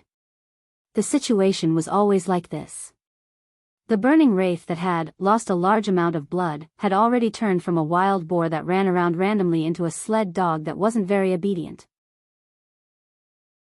Then, it irreversibly transformed into a dead dog. Luo Nan saw that a dead dog a few seconds later. The burning wraith was indeed well behaved. It floated in the air sickly. There weren't too many changes to its outer appearance. Even if there were changes, it wouldn't be seen. Only the outer layer of flames had clearly dimmed quite a bit. But there was something very eye-catching. Behind this toy, let's just call it behind for the time being. It dragged a very long tail. The heavily chained crow continued to control, slice, and analyze the burning wraith without end. And it seemed that this would continue for a very long period of time. Even though Luo Nan was in his soul state, he still let out a long breath out of habit. He had finally resolved this inexplicable trouble. He could finally put his energy back on the plane of reality. Luo Nan naturally paid attention to the alarm that resonated throughout the entire ship. Let's not talk about anything else. The terrible negative term, mutant, was already enough to explain a lot of things. But what was a Darksider life form? Luo Nan searched his memories, but there were no results. A clear change had already occurred in the surrounding situation at this time. There wasn't a shadow of a single person within the long internal corridor. But long and narrow cracks had opened up on the walls and floor of the corridor at an unknown time. Pale white smoke could be seen emitting from the cracks, quickly pervading the entire corridor. At the end of the corridor, the muffled sound of footsteps could be heard. 3 majestic exoskeleton armors formed a battle formation. They advanced forward step by step within the misty smoke. Aside from the smoke, the corridor was completely empty. There wasn't a single thing to hide in. The people on the other side looked as if they were facing a great enemy. It was as if there was an incorporeal monster that could hunt and kill at any time. Luo Nan suddenly had a very marvelous feeling when he witnessed this scene, incorporeal. Incorporeal. Why does it seem like this group of people have come to deal with me? The smoke within the corridor grew thicker and thicker. Luo Nan's mind stirred slightly. He didn't engage in the galloping horse style of charging forward like a violent hurricane. Instead, he pulled the half-dead burning wraith and circled around the corridor. He was like a true specter as he passed through the metal wall and entered the adjacent cabin. Then he charged forward all the way towards the direction of the main body. Chapter 18. Genius 1 second. Remember if you want to go? Show.net provides you with wonderful novels to read. After Luo Nan flew past a few cabins, he discovered, actually, the situation here was quite similar to the situation in the corridor. Several transmission ports were opened within the cabins. Faint white smoke flowed out in an unending stream, and the concentration was even higher due to the cramped space. Many of the soldiers were fully armed and standing in the smoke. Their expressions did not change. It was obvious that they were very familiar with this situation. Of course, the smoke was definitely not poisonous. Luo Nan had paid special attention to the effect the smoke had on the soul body due to his previous sense of danger. But judging from the current situation, there was nothing unusual. He suppressed his doubts at the bottom of his heart and focused more on experiencing the feeling of passing through walls. Is this what an out-of-body experience looks like?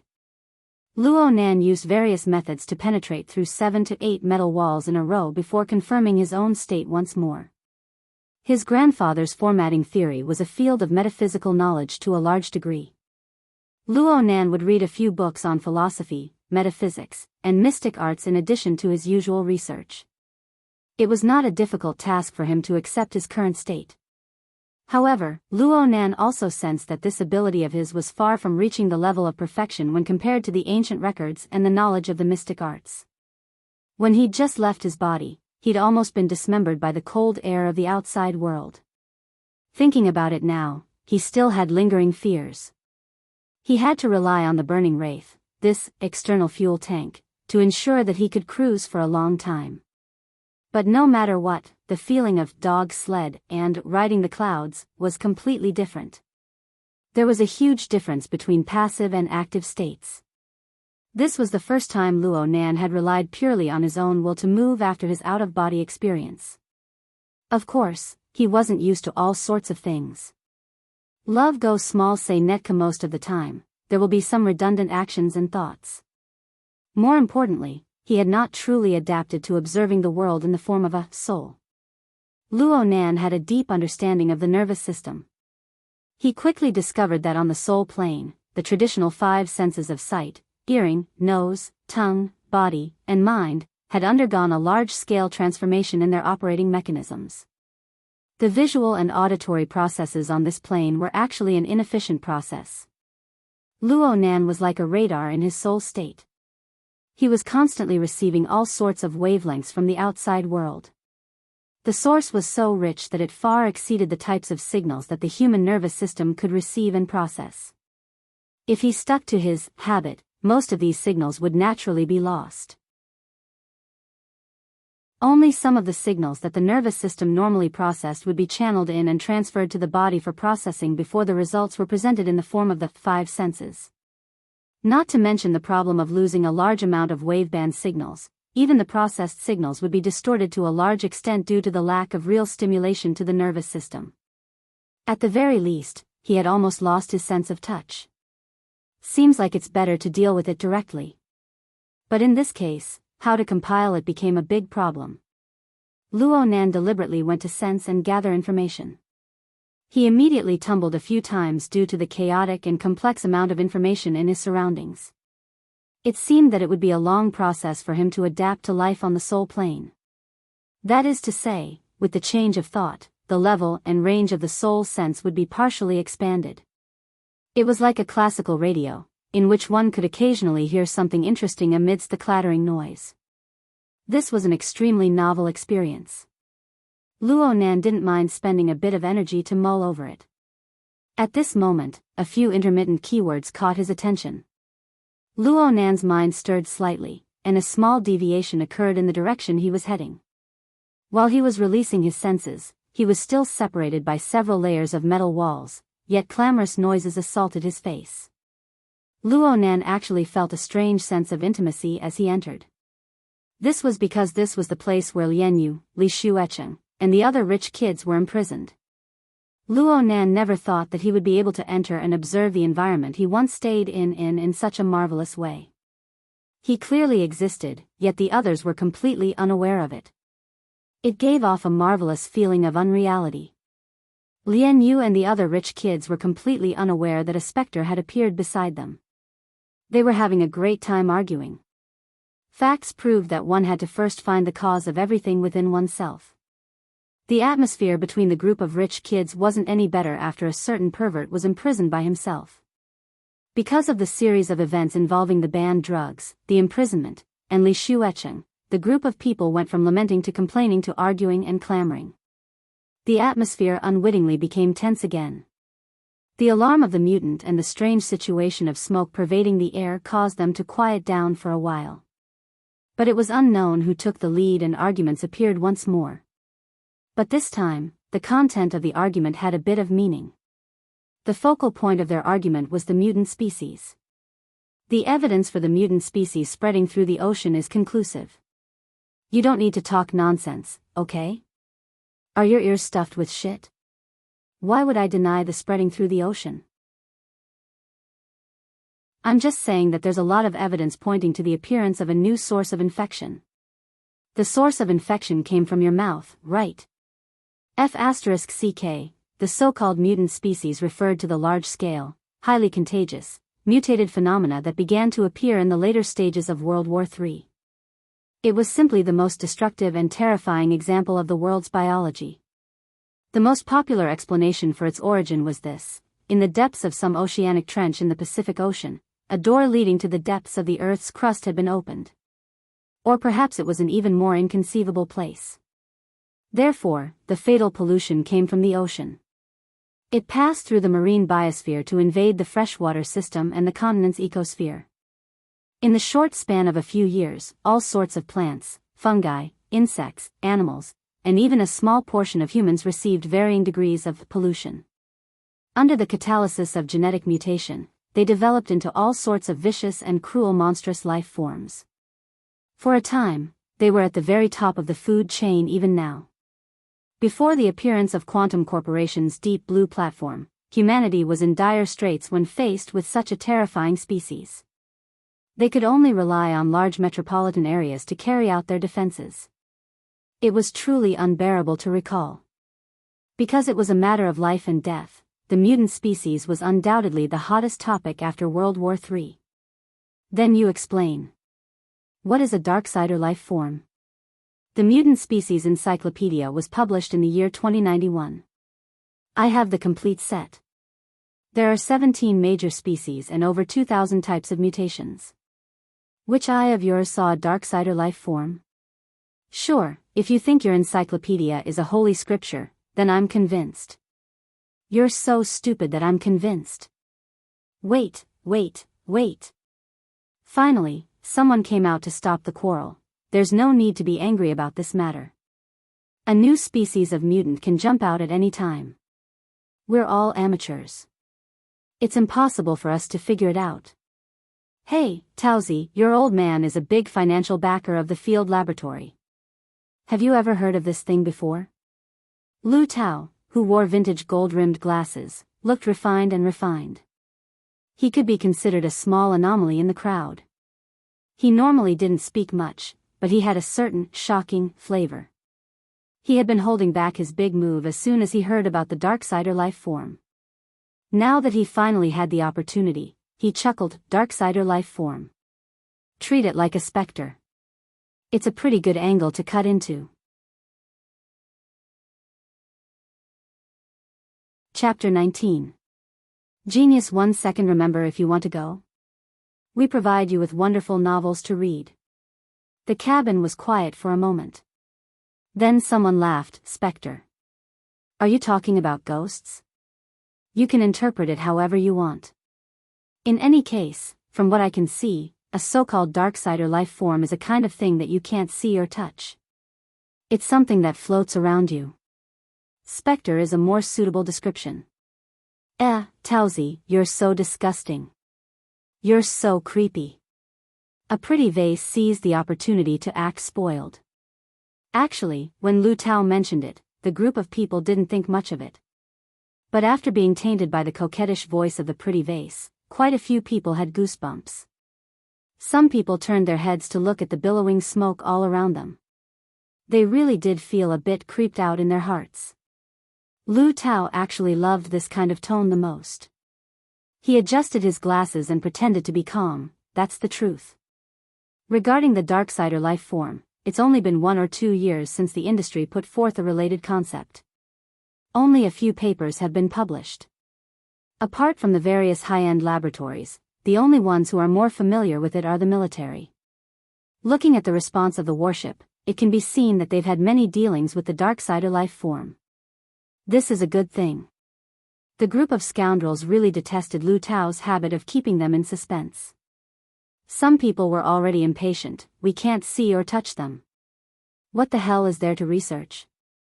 Don't tell me you're thinking that people are stupid and have too much money to swindle funds. Get lost. Lu Tao laughed and scolded. He finally cut to the chase. Why did I mention the military? It's because the military lists the Darksider life form as a special type of mutant. However, the vast majority of research institutes hold different opinions. They believe that the two are not the same thing. The closest way of saying it is to guess that this thing might be the primal virus that causes the mutation. It was still the pretty vase from before. But this time she was truly frightened. She wasn't the only one. Everyone's expressions weren't too good. The shadow of the mutant species was always hanging over everyone's head. Even the rich second generation was no exception. The mutant species that had already taken form could still arouse their interest in research and discussion. But if it was the mutant itself that made people wish they were dead, and it was a monster that everyone avoided like the plague. Lu Tao spread his hands. Can you guys not scare yourselves? What I said was just one of the most ridiculous guesses. This thing has almost no resemblance to a virus. In comparison, even the so-called dark matter life form is more reliable than it.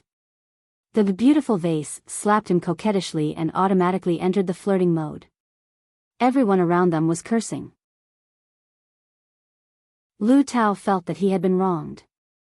He simply didn't try to be mysterious and directly gave a simple introduction. In short, these Darksider life forms are like specters. They truly exist, but they can't be seen or touched. According to the nature determined in the laboratory, it can be determined that it almost never comes into contact with common particles, does not react with electromagnetic waves, and does not actively emit radiation. This also meant that in most natural environments, it was impossible to directly observe them using any conventional means. Well, under normal circumstances, they won't interact with anything in this world. Someone laughed. If it doesn't work, what's the threat? The people on the ship are all nervous. Are they trying to scare us? I mean, under normal circumstances. Have you ever thought about why these things are called living things? This is because under certain circumstances, these things have the ability to interfere with the material plane. Moreover, they have a certain purpose. What purpose? There are thousands and thousands of variations. But according to statistics, nearly 40% of the cases where interference occurs are interference. Stimulation of the creature's emotions, causing people to lose concentration, be irritated, easily angered, sensitive, and so on. Luo Nan, who was listening to the side, was finally stirred. He sized up the burning wraith once more. This fellow was still in a dead dog state right now, but everything that had happened before had perfectly verified Lu Tao's description. The Darksider life form is extremely dangerous. Remember, the parts that we can't observe are meaningless to us because they don't interact with us at all. But as long as we are able to discover them, they are certainly threatening. This is because they are attempting to influence and disturb our plane. How do they disturb? It's very simple. There's an old saying, know thyself and know thy enemy. Under normal circumstances, the Darksider life form doesn't interact with us. But once they have an intention, they must first understand us, make contact with us, and collect our information. This is like an active radar. Normally, if the radar isn't turned on, no one would be able to discover its existence. But if they search with a certain purpose, they will certainly emit a beam and expose their position. Luo Nan, who was observing the burning wraith, was suddenly startled. His attention became unprecedentedly focused. Of course. The Darksider life form is 10,000 times more hidden than a radar. They don't even need to emit a detection beam or anything. They just need to absorb the various wave bands in the air. Then they can analyze and process them in a way that we are unable to understand. And this is also the only opportunity we have to detect them. Lu Tao was high from talking. His arm pointed at the surrounding mist. Do you see this shadow mist? This mist releases a type of special particle. They are extremely sensitive to the various wave bands in the air. Once they discover which direction has a relatively concentrated nature change in the wave band, they can transmit the relevant data to the central AI through various sensors. They can conduct analysis and determine the probability of the Darksider life form appearing. Lian Yu, who hadn't spoken all this time, also became interested. Her specialty just so happened to be communications. Taoster, you know quite a bit about this. Lu Tao was waiting for these words. He immediately pretended to be calm. This sort of a shadow mist combat technique was developed by a laboratory in the wilderness that my family funded. At this time, there was naturally no lack of people supporting him. F***ck Taoster, you've hidden yourself quite deeply. You guys have earned quite a bit from this technology. Not bad. Not bad. Lu Tao was beaming with laughter. He felt extremely refreshed in his heart. But Luo Nan, who was floating beside him, had a different kind of mood at this time. He looked at the surrounding mist and was actually a bit stupefied for a time. Lian Yu, who hadn't spoken much, asked at this time, it's so hard to even discover the Darksider life form. How do we deal with it? Right now, there's only the burner. In fact, the discovery of the Darksider life form happened after Quantum Corporation introduced the burner and the Deep Blue platform. It can be seen from actual combat that the burner has a relatively high sensitivity towards the Darksider life form. Only the burner can control the Deep Blue walkers. Only by establishing the archetype format and igniting the format of fire can they cause direct damage to the Darksider life form. Then, Lian Yu still wanted to ask, but she didn't expect a long beep to open the cabin's outer door.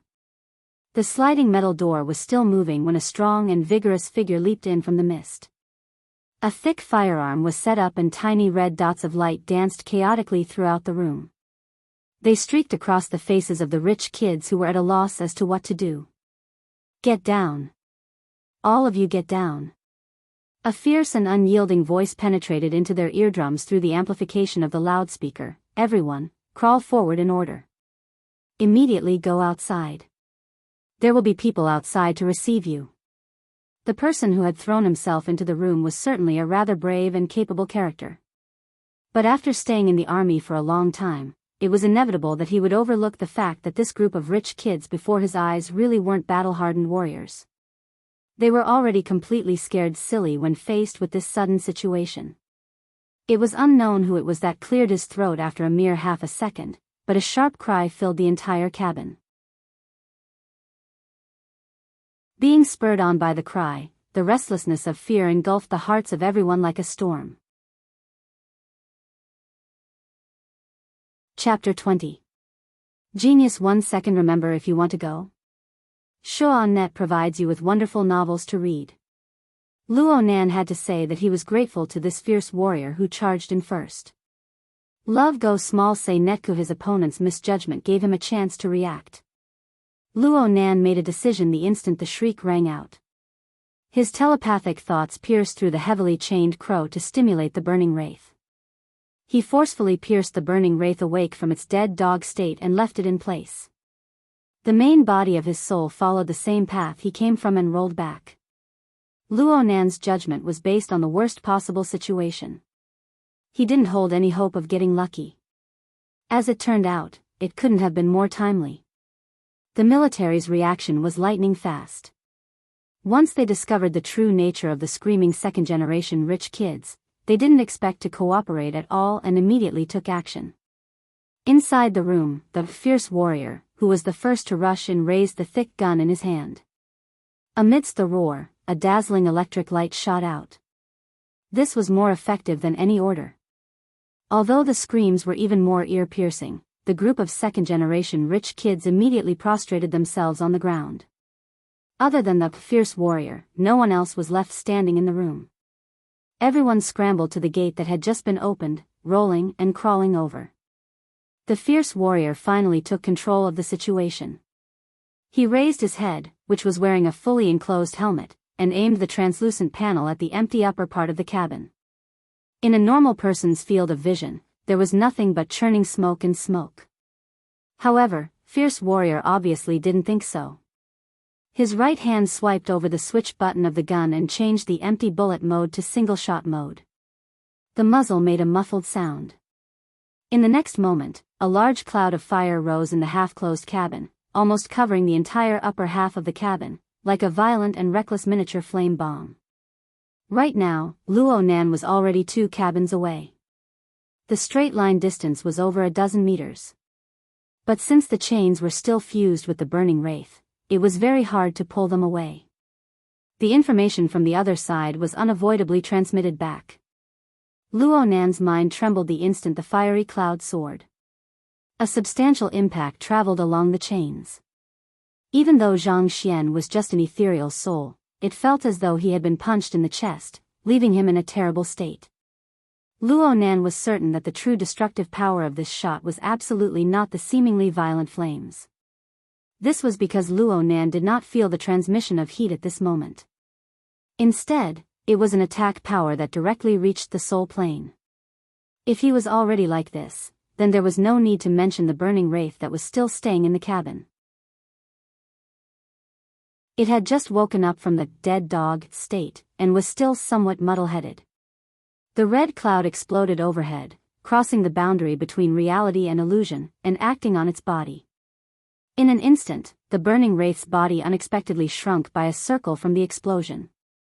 It clearly suffered damage. This sort of flame bullet-like ammunition was clearly made to deal with the Darksider life form. Its effects were immediate. However, it wasn't easy to reload the ammunition. After one shot, the fierce warrior retreated and reloaded at the same time. He couldn't complete it in a short time. However, it would be too naive to think that there was a chance just because of that. One person's skills were limited, but he couldn't fight against the other side's numbers. After the first flame bullet was fired, there was a succession of bullet trajectories that cut in from outside the cabin. At least 5 of the same type of ammunition shot into the cabin and exploded. For a time, the cloud of fire churned and the temperature of the entire cabin rose by at least 20 degrees. The soaring temperature looked frightening, but it was actually meaningless.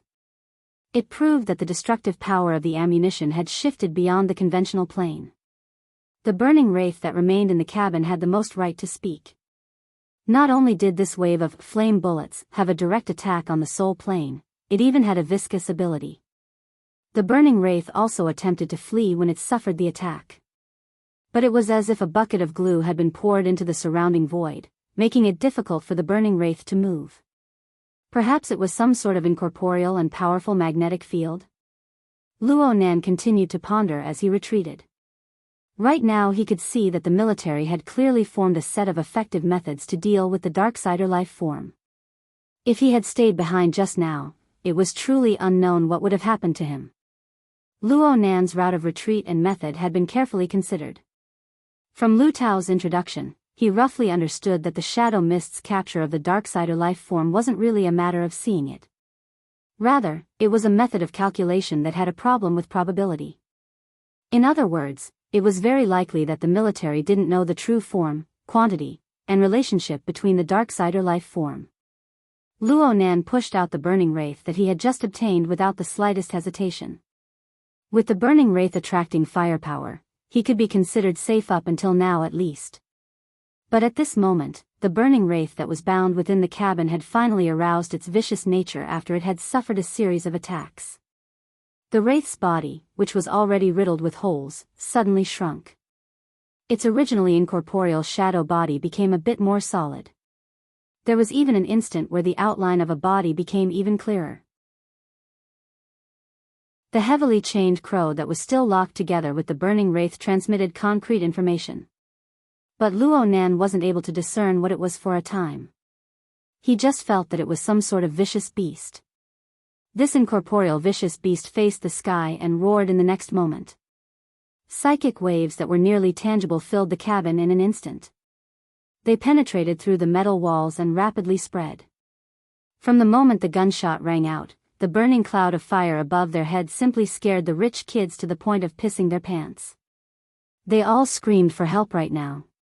Some people didn't even have the strength to crawl cleanly. Luckily, the soldiers outside the door saw through their nature and changed tactics. They promptly extended their hands and dragged them out. But the burning wraith's roar arrived at this time. Actually, no one heard the sound. But under the sweeping psychic waves, an irrepressible fear of death erupted in everyone's hearts. At least 3 people pissed their pants in this instant. There were even some who directly fainted. But on another level, through the chains and through the burning wraith, Luo Nan saw that this group of rich kids had already collapsed in the face of fear.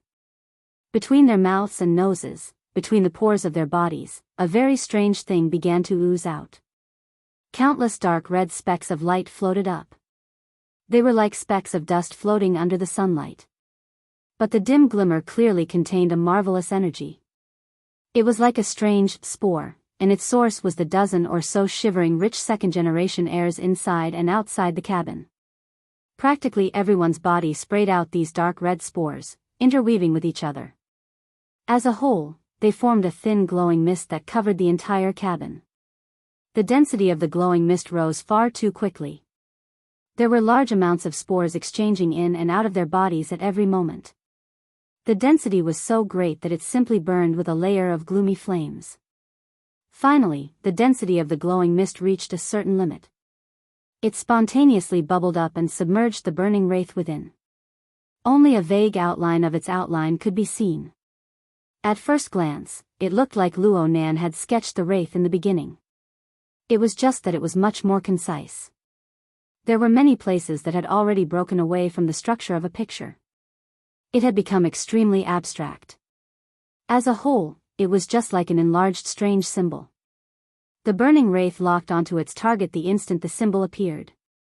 The fierce soldier, who had always been at the very front, had a sturdy body wrapped in exoskeleton armor. It was as if it had been struck by lightning.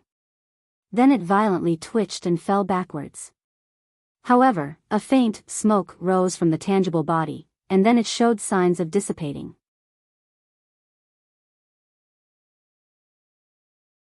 Chapter 21.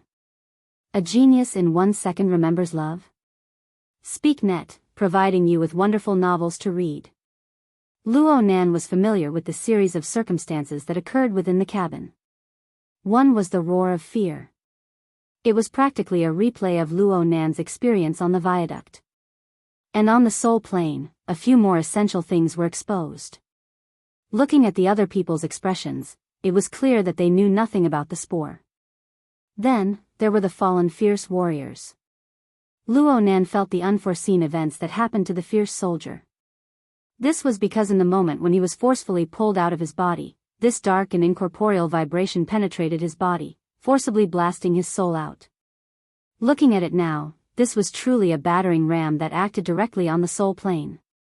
The fleshly body on the plane of reality was completely unable to defend against a single hammer strike. It directly struck the soul. It was filled with the meaning of the mystic arts. The fierce soldier clearly didn't have the ability to leave his body. This time, things were probably far from good.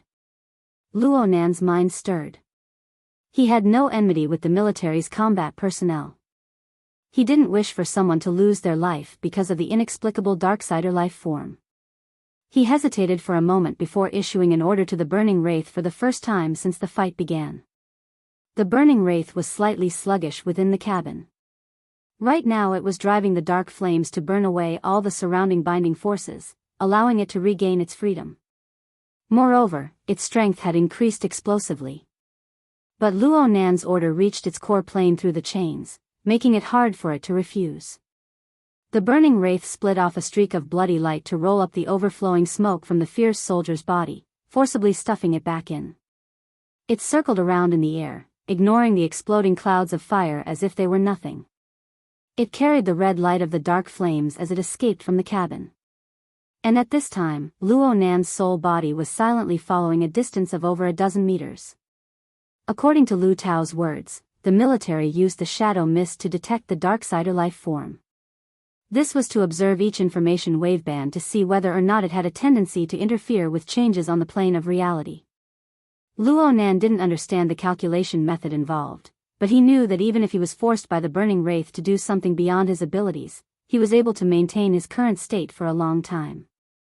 This was mostly due to his own format.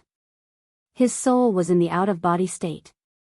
He naturally had a tendency to interfere with reality.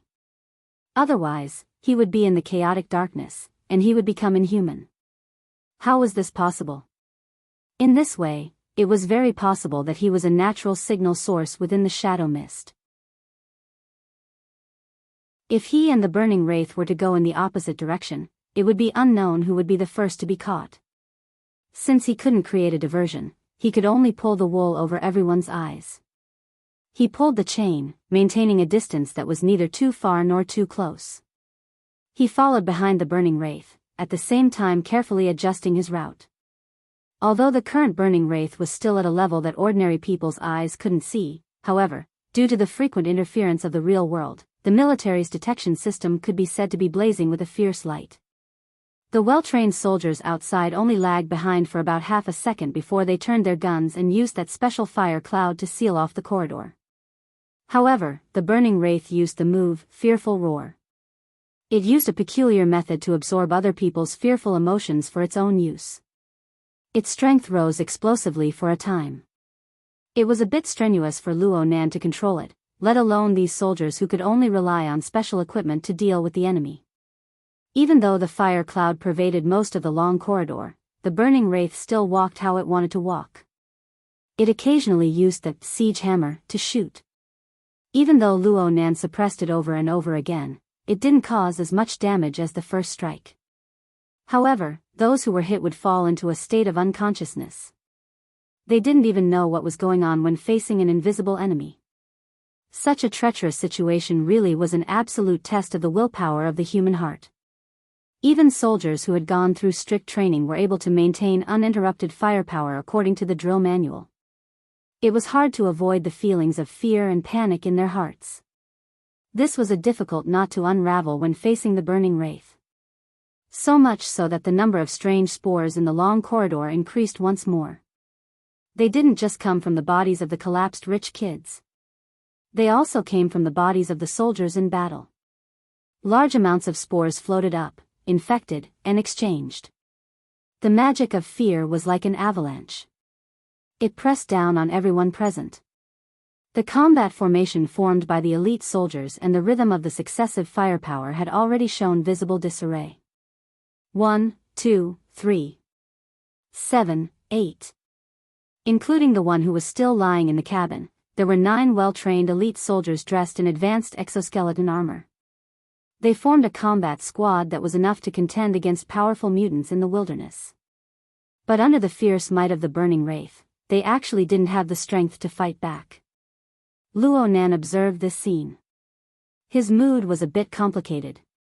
Just this morning, he was still a suspect who had been forcibly detained by the police.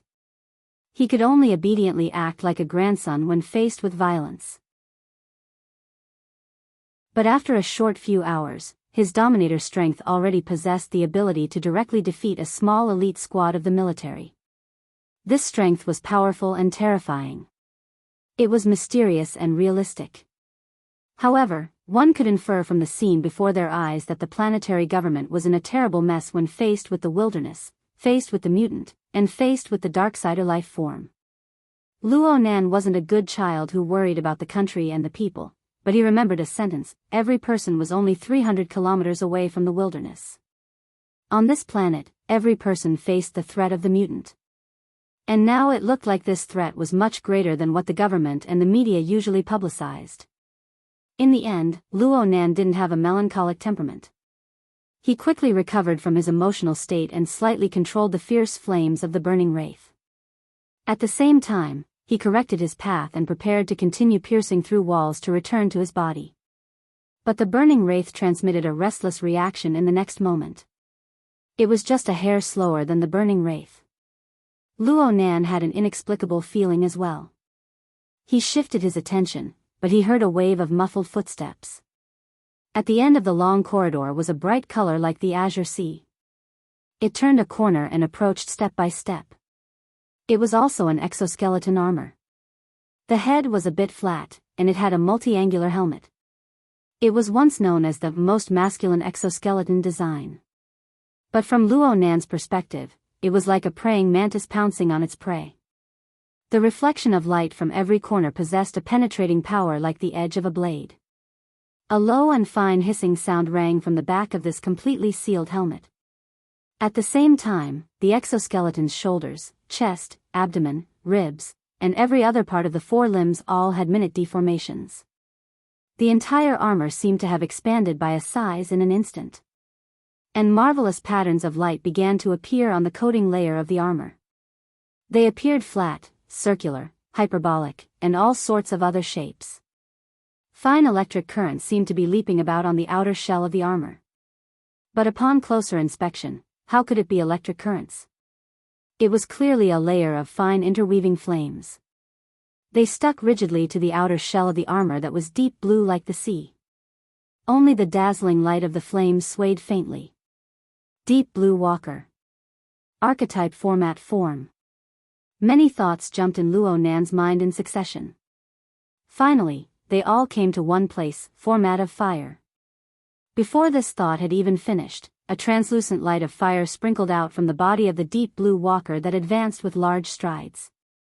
The quality was crystal clear, like a soundless overflowing wave of water. It pushed through the long corridor and interweaved with the all-encompassing cloud of fire emitted by the military. An astonishing reaction was produced in an instant.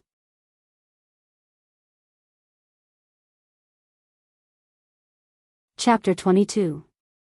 Genius in 1 second. Remember Love Go. Speak Net, providing you with wonderful novels to read. Gurgle. Gurgle. Luo Nan could clearly hear the clamorous sound of boiling water. In fact, the majority of the long corridor was filled with fire clouds that were boiling. The swelling and bursting dark red bubbles were piled together. At first glance, it looked like a lava lake in the ground. But from the perspective of the burning wraith, these bubbles were like a strong detergent with a barrel-rolling effect. The spores stirred up by the roaring of fear were immediately annihilated the moment they came into contact with the boiling fire clouds. Even the power that was already operating effectively, such as the gloomy dark flames that revolved around the wraith's body, also received enormous interference. A vortex formed in the void. 3 types of flames. Whether it was the burning wraith, the deep blue walker, or the flames released by the soldiers, as long as they were sucked into the vortex, there would be no reaction. If this was all, then the burning wraith wouldn't be considered to have fallen into a disadvantage. But the problem was, who would want to fight you one-on-one on this military transport ship? A muffled bang rang out. A blue light suddenly burst forth from a certain cabin on the side of the corridor. A robust figure rushed out from the side. It was actually another deep blue walker. Its propulsion system had clearly been pushed to the limit. It was much more valiant than the previous one, directly pouncing forward. The alloy dagger in its hand was raised horizontally. The same translucent format of fire flickered on its surface. So accurate. Luo Nan nearly suspected whether or not this slayer possessed the ability to directly perceive the Darksider life form. The direction of the dagger's edge was actually cutting straight at the area where the burning wraith was located. It was near the center. The burning wraith's reaction was a bit slow. Perhaps the distance between the two was too close, or perhaps it lacked a sense of danger from a physical attack. Only when the fiery light of the dagger neared its body did it blur its figure in an attempt to dodge. In the end, it was still too late. No matter if it was the outer layer of gloomy dark flames or the inner layer of near-nothingness of the shadow wraith, a long scar that could be seen with the naked eye was directly cut open. Everything within was transformed into nothingness. On Luo Nan's side, the information transmitted by the burning wraith suddenly turned chaotic. Then a ruthless power burst forth. The burning wraith's vicious nature had already been aroused. It completely disregarded Luo Nan's previous orders. The siege hammer no longer held back and directly struck. The Slayer's protective format of fire abruptly darkened, and its body, which was still gliding through the air, lost control. It crashed into the metal wall of the long corridor with a loud bang, leaving a few shallow dents in the sturdy alloy. Many people exclaimed in surprise. But with this collision, the exoskeleton armor weighing hundreds of kilograms bounced back. The protective flames on his body dimmed even more, and the flames on the dagger in his hand almost solidified. Like this, he leapt into the air and swung his saber again. Oh no! Luo Nan cursed inwardly. It looked like this blade had deviated quite a bit from the previous strike. It had only swept to the periphery of the burning wraith. But that tyrannical and fierce will had already converged and linked up with the format of fire, directly attacking the core of the burning wraith. Receiving 2 consecutive strikes, especially the last saber strike, directly caused the burning wraith's reaction to become disordered, and it froze on the spot. Love Go Small Say Netka. Sure enough, although this thing looked ferocious, it was actually most afraid of going against a firm and strong will. It had been subdued by UCI before, and now it was stupefied by a single saber strike. Of course, the Slayer's situation wasn't good either. After that saber strike, it directly smashed flat onto the floor, sliding into a corner, and stopped moving. Save him! At this time, the first deep blue walker to enter the field and control the field gave a loud order. At the same time, he seized the opportunity to control the format of fire, causing the already imposing fiery cloud vortex to encircle and crush the burning wraith. But perhaps the chaotic situation in the long corridor gave birth to misgivings in his heart. The surrounding fiery cloud vortex couldn't be considered particularly tight, and a certain problem appeared in his judgment of the burning wraith's position. It just so happened that Luo Nan had given the burning wraith a stimulus at this time, forcing it to awaken from its stupefied state. The burning wraith didn't care about revenge or anything. It simply transformed into a rainbow of light, forcefully breaking through the weakest point of the fiery cloud. Then it tunneled through the ground, directly passing through the body of a rich second generation, and entered the lower deck of the warship. The central AI's judgment was as sharp as before, but the rich second generation lying on the ground in the long corridor acted as human shields, making it hard to continue the follow-up measures. It could only order a second wave of interceptions. The first deep blue walker to enter the field shook his head. He had no intention of pursuing. He took off his sealed helmet, revealing a handsome and solemn face. It was none other than Yan Yonghua. At this time, the medic went to look at the fighter on the ground, whose life or death was unknown. But before they could truly make contact, the fighter suddenly flipped over and sat up. He pushed the medic aside, and then a heavy fist smashed onto the floor. The fighter's emotions were completely displayed with resentment and fury. Yan Yonghua walked forward. His usually grave and stern face revealed a smile for the first time. He extended his hand towards the fighter. "Captain He, controlling your emotions is the #1 task when dealing with the Darksider life form. Moreover, you've already done it to perfection just now. I know very well how I've done things." The fighter simply didn't pay attention to Yan Yonghua's good intentions. Its voice was low and cold. Then it used the assistance system to stand up and recalibrated its armor. "Captain He," the fighter turned the translucent panel of its helmet around to face Yan Yonghua. "Quantum Corporation's professional quality can be considered trustworthy. I hope we can cooperate in the future and reduce unnecessary mistakes. I treasure this time very much." Yan Yonghua faintly smiled. "That's only natural." The fighter turned around and left. Yan Yonghua followed behind. He carefully savored the low and hoarse voice and the special flavor that belonged exclusively to a woman. He also pondered over whether or not there was any other meaning to her words. Several seconds later, he hung his head down and used the company's public channel to give his subordinates a reminder: the target's strength is strong. Everyone, when cooperating with the military, the first task is stability. Blackie, especially you. Don't be impatient and rush forward. First, be a good support. Blackie naively replied, "I know. I'm watching." According to wartime regulations, all non-military communication channels were either blocked or monitored. They weren't allowed to speak carelessly either. Yan Yonghua's words and actions quickly drew a warning from command. But since there wasn't any sensitive information within, and it coincided with the military's position on Quantum Corporation, the criticism was just routine business. Only Yan Yonghua and Blackie, the two people involved, understood the true meaning within "delay the operation for now. Observe and wait for changes." Yan Yonghua hung his head down. His mind spun. Today was truly a lucky day. I actually got the chance to get to know and interact with Captain He. Compared to this koi that could ascend the Dragon's Gate at any moment, the malnourished little cub of the Luo family could be put aside for now. There were many ways to probe a child's background. But today's good opportunity wouldn't come again if it was lost. No matter what, he had to leave a good impression in the eyes of Captain He. Yep, putting in a bit more effort wasn't a big deal.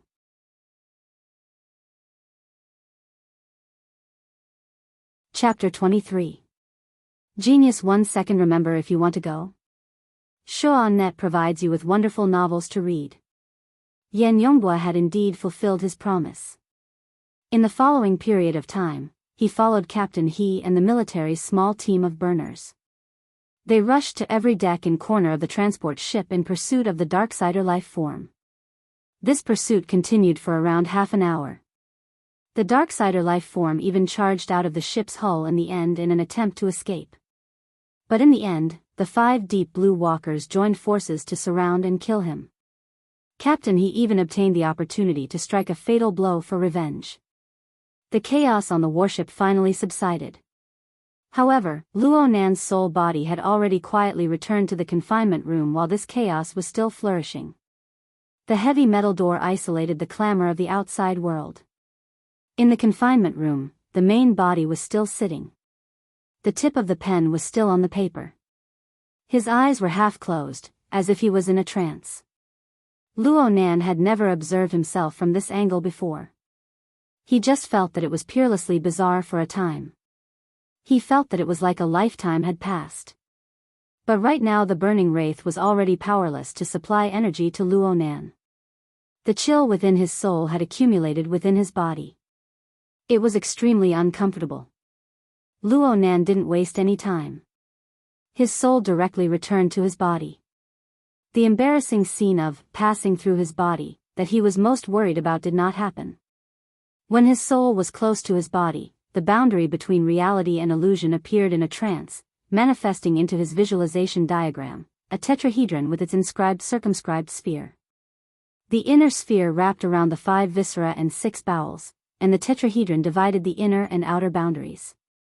When the soul came into contact with the outer sphere, it turned into a faint light and entered the head of the body. Some kind of restrictive feeling pressed down on him, but correspondingly, it felt like he was wearing a thick armor, and he felt inexplicably at ease. This feeling lasted for less than half a minute before disappearing. The legendary, out-of-body experience also came to an end for the time being. Love goes small say Luo Nan's body began to move. He pinched the shaft of his pen and slightly swayed his neck. He adapted once more to the state where his body and soul were one. Judging from the current situation, the skeleton was indeed the carrier and armor of the soul. At the very least, it was inevitable that the skeleton was a power plant. As for the astral projection, it was just like traveling. Without sufficient capital, it was better to be cautious. In reality, without the burning wraith, if he wanted to leave his body, he really would have to consider it carefully. The burning wraith was done for. It hadn't been long since the spirit and flesh had become one, but the burning wraith had sunk into a land of death. The continuous attacks had already far surpassed the limits of what it could bear. Moreover, it had also encountered the slayer it feared the most. The format of fire and the tyrannical will had fused together, causing fatal damage to it. Losing the burning wraith was of course a pity, but compared to his own life, what was the big deal? Luo Nan took a deep breath. Though his soul had already returned to his body, there was still a test before him. At a level that ordinary people couldn't see, the heavily chained crow was gradually retracting, like a snake that had retreated into a deep hole to hibernate. So far, he hadn't attracted anyone's attention. But Luo Nan couldn't afford to be careless in the slightest before he could completely retrieve it. Retrieving the heavily chained crow took a total of around 10 seconds. But from Luo Nan's perspective, it felt like 10 years had passed. Luo Nan faintly felt that there were some subtle changes on top of the heavily chained crow, but he didn't have the mood to think too much about it. He maintained his drawing posture all the way until the chains were completely retracted, returning to nirvana along with the visualization diagram. Occasionally, he would draw a few lines that even he himself couldn't make heads or tails of. He silently waited. He really didn't know whether or not the deep blue walker would break through the door in the next second and press the muzzle of a gun against his head. Nothing happened 5 minutes later. Luo Nan was finally able to let out a long sigh of relief. He looked at the notebook once more. The perfectly fine sketch of the prison building had already been destroyed by his subconscious scribbling. This was fine as well. Luo Nan closed the notebook, raised his head, and closed his eyes. He leaned against the back of the chair, wanting to empty his mind and truly relax for a moment. But who knew that a prompt would ring out in the next second? The metal door slid open amidst the crackling sound of electricity. Luo Nan suddenly opened his eyes. His body nearly sprung up, but in the end, he still slowly relaxed after a moment of stiffness. He sat up, pretending to be at a loss as he looked toward the door. As for whether or not he was pretending, only the heavens knew. Luo Nan let out a breath of relief when he saw the person at the door. It wasn't a deep blue walker. It wasn't any fully armed combat personnel either. It was the captain who had brought him here before. You. Come with me. The captain's tone was quite calm as he indicated for Luo Nan to follow him. Luo Nan didn't think too much about it. He got up and followed. He boarded the transport device with the captain and entered the internal communications line.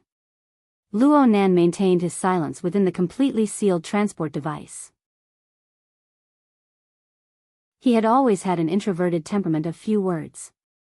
It was fine for him to sit like this for an entire day if others didn't take the initiative to talk. In the end, the captain had to give some instructions. The police have already boarded the ship. The investigation will begin immediately.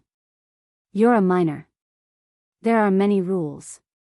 Go see a lawyer right now and make some preparations. Lawyer? Luo Nan was a bit baffled.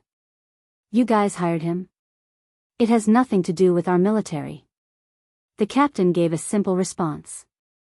The transport device arrived at another area of the warship at this time. Some arrangements had already been made here. Luo Nan took a cursory glance and saw that there was an interrogation room, a waiting room, an analysis room, and so on.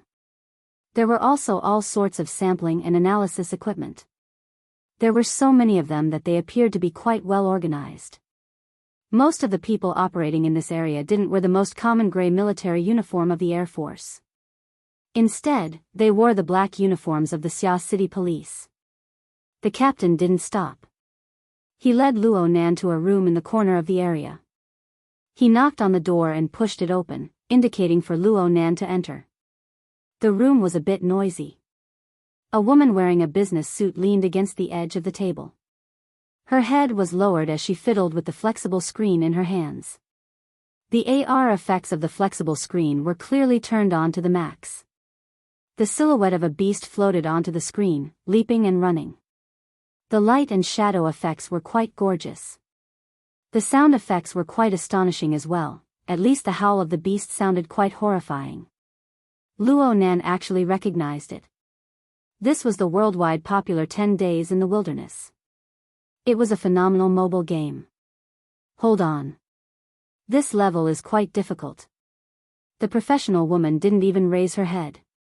She casually greeted him and used her finger to poke on the flexible screen. This absurd scene made the eyes of the captain who brought Luo Nan in twitch. Luo Nan didn't care. He nodded to the captain and went straight inside. The difficulty of 10 Days in the Wilderness was extremely high. It only took a few steps for the game character to be buried within the enormous maw of the mutant. The professional woman sighed and raised her head. A smile blossomed on her delicate and beautiful face. Hello. Luo Nan, right? I'm the lawyer entrusted by young Master Xia, Zhang Yingying. Oh, Xia Junping. Luo Nan wasn't the least bit shocked by this answer. Or perhaps it could be said that he had been waiting for this result all this time. Right now it looked like that good-for-nothing fellow hadn't disappointed him in the end.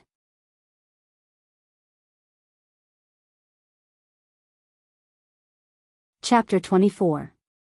Genius 1 second. Remember if you want to go? Shuanet provides you with wonderful novels to read.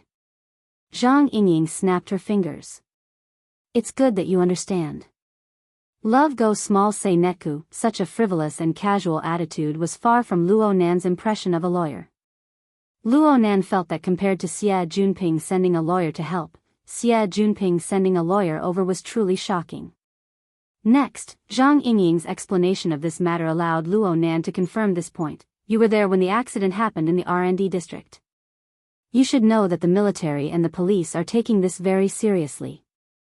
Due to the chaos over there, I don't have the energy to deal with small fries like you, and I can't do any screening either, so I can only temporarily escort you to the transport ship. Well, it can be considered a blessing in disguise. Luo Nan was dumbfounded as he looked at her. Where is the fortune? Zhang Yingying blinked. It's a blessing not to rely on either side. You're still underage, right? Thank goodness we intervened in time on the transport ship. Otherwise, if we went to the police station and followed the strict procedures, There's no way we could hide it from our family, hee. Luo Nan was left speechless.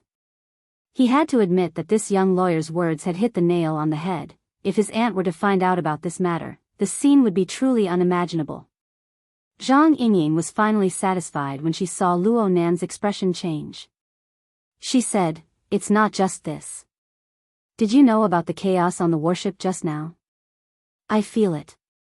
Luo Nan answered very straightforwardly. The shadow mist still pervaded the confinement room. Even a fool would know that there was a problem. "You've got guts. I've seen the surveillance footage they sent. There's smoke everywhere, and you're alone. Yet, you're still so calm. You're still writing and drawing. It's rare, young man. I like young people like you the most." Zhang Yingying reached out her hand and smacked Luo Nan's shoulder with force, causing his somewhat stiff muscles to scatter.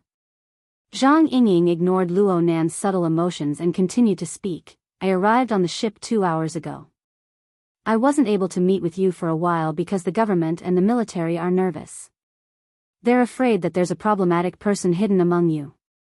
They don't allow the outside world to come into contact with you. But as soon as this mess broke out, they knew that it was stupid to isolate the inside from the outside, so they began to change their strategy. It was indeed rather difficult to seal the Darksider life form." Luo Nan's thoughts flowed. He was a bit absent-minded. Zhang Yingying put on an act and coughed, "So you need to pay attention. Isolating the inside from the outside. You look like you're being heavily guarded, but in reality, you're just trying to be lazy. In essence, you don't care about small fish and shrimps like you. Now that you're letting go, it doesn't mean that you're giving up. Instead, it means that you have the mentality of sifting through the ranks. They're going to be much more serious than they were in the beginning." Luo Nan nodded silently. At this moment, there was a knock on the door. The captain from before had returned. "Lawyer Zhang, please get ready. It's finally my turn." Zhang Yingying stood up straight. She wore high heels. She was half a head taller than Luo Nan, who had yet to finish puberty. She had a threatening aura at first glance. It was a pity that her immature cheeks and energetic smile were incompatible with her serious professional attire. She looked at Luo Nan's taut face and blinked. "Are you nervous? Do you usually watch movies?" Luo Nan almost couldn't keep up with her train of thought. He only answered a second later, "Occasionally." "In the movies, what do the villains say when they face the police?" "Please talk to my lawyer." Bingo. Zhang Yingying slapped Luo Nan's shoulder with force once more. She took the lead and walked out. Luo Nan stared at the slender figure of the female lawyer. One conclusion was already clear: no matter what her true goal was, this lawyer Zhang was not someone that Xia Junping could control. "What are you standing there for? Let's go. Let's get this over with." Zhang Yingying urged Luo Nan from the front. Luo Nan laughed and followed her out. The stream of people in the temporarily opened interrogation area seemed to have increased a bit during the time they were talking. Xia Junping had hired a lawyer for Luo Nan. Naturally, the rich kids, as well as the other prisoners, wouldn't fight alone. According to Zhang Yingying, the private lawyers of the rich kids had already consciously formed a temporary team to negotiate with the police. Strictly speaking, Zhang Yingying was also a member of this temporary team. It was just that she had never taken it seriously before. The military personnel automatically withdrew upon entering the interrogation area. The police took over and conducted all sorts of sample tests. Luo Nan didn't say a word from beginning to end. He did whatever he was told to do. He was extremely cooperative. The calculations of the government and the military were roughly the same as Zhang Yingying's judgment. Therefore, the police's attitude was extremely serious as the executors. Therefore, Zhang Yingying's grand words of "getting this over with" were just words. All sorts of inspections, all sorts of interrogations, all sorts of procedures had to be completed. This even included dealing with the firepower of the other lawyers. Li Xuecheng was still lying in the medical department of the warship, undergoing treatment. His family certainly wouldn't let this matter rest. Of course, they couldn't eliminate the possibility of using this to divert attention. This wasn't Luo Nan's area of expertise. Fortunately, he had Zhang Yingying by his side. Though the bold words of "a quick and decisive battle" were ruined, the young female lawyer displayed a powerful strength that was able to discern man's talent without any hindrances. Of course, Luo Nan didn't understand the negotiations behind the scenes, causing all the firepower to be like thunder but little raindrops. They were silently annihilated. From Luo Nan's perspective, the entire interrogation process was nothing more than repeating the events from when he left his home in the morning to when he was arrested 7 or 8 times. Then, he cleared the stage. Oh my, what a waste of time. Zhang Yingying walked out of the interrogation room with large strides. She ignored the expressions of the surrounding police officers and let out a long sigh. She casually lifted the sapphire blue scarf around her neck a bit, revealing half of her snow-white chest. Right now, a full 10 hours had passed since their entrance. The marathon schedule really was exhausting. Fortunately, Luo Nan had ordered 2 large nutritious meals in between to replenish his energy. He could be considered to have made it through the most difficult period. Zhang Yingying clapped her hands. Okay, the matter has been resolved perfectly. The police will only leave behind a file for future inquiries. The main focus is still on the matter with the R&D district. As for the so-called personal injury, here, relax. There won't be any repercussions. The world of the rich. Luo Nan was like a normal nationalistic youth. He snorted coldly in his heart. Then I can leave now? Not yet. It's impossible for a warship to land for you alone. A landing craft also costs money. So you still need to wait for those people to finish their interrogation before you can leave. It seems like yeah. You're the first. So you still have to wait. Luo Nan sighed soundlessly. At this time, his heart inexplicably sensed something. He turned his head and saw a transport vehicle dragging a few disassembled exoskeleton armors pass by not too far away. A swift and fierce man with a dark complexion and a buzz cut was on top of the vehicle. His gaze fell upon Luo Nan's face.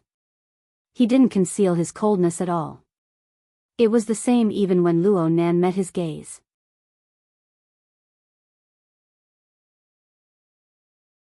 Chapter 25. A genius in 1 second remembers love? SpeakNet, providing you with wonderful novels to read.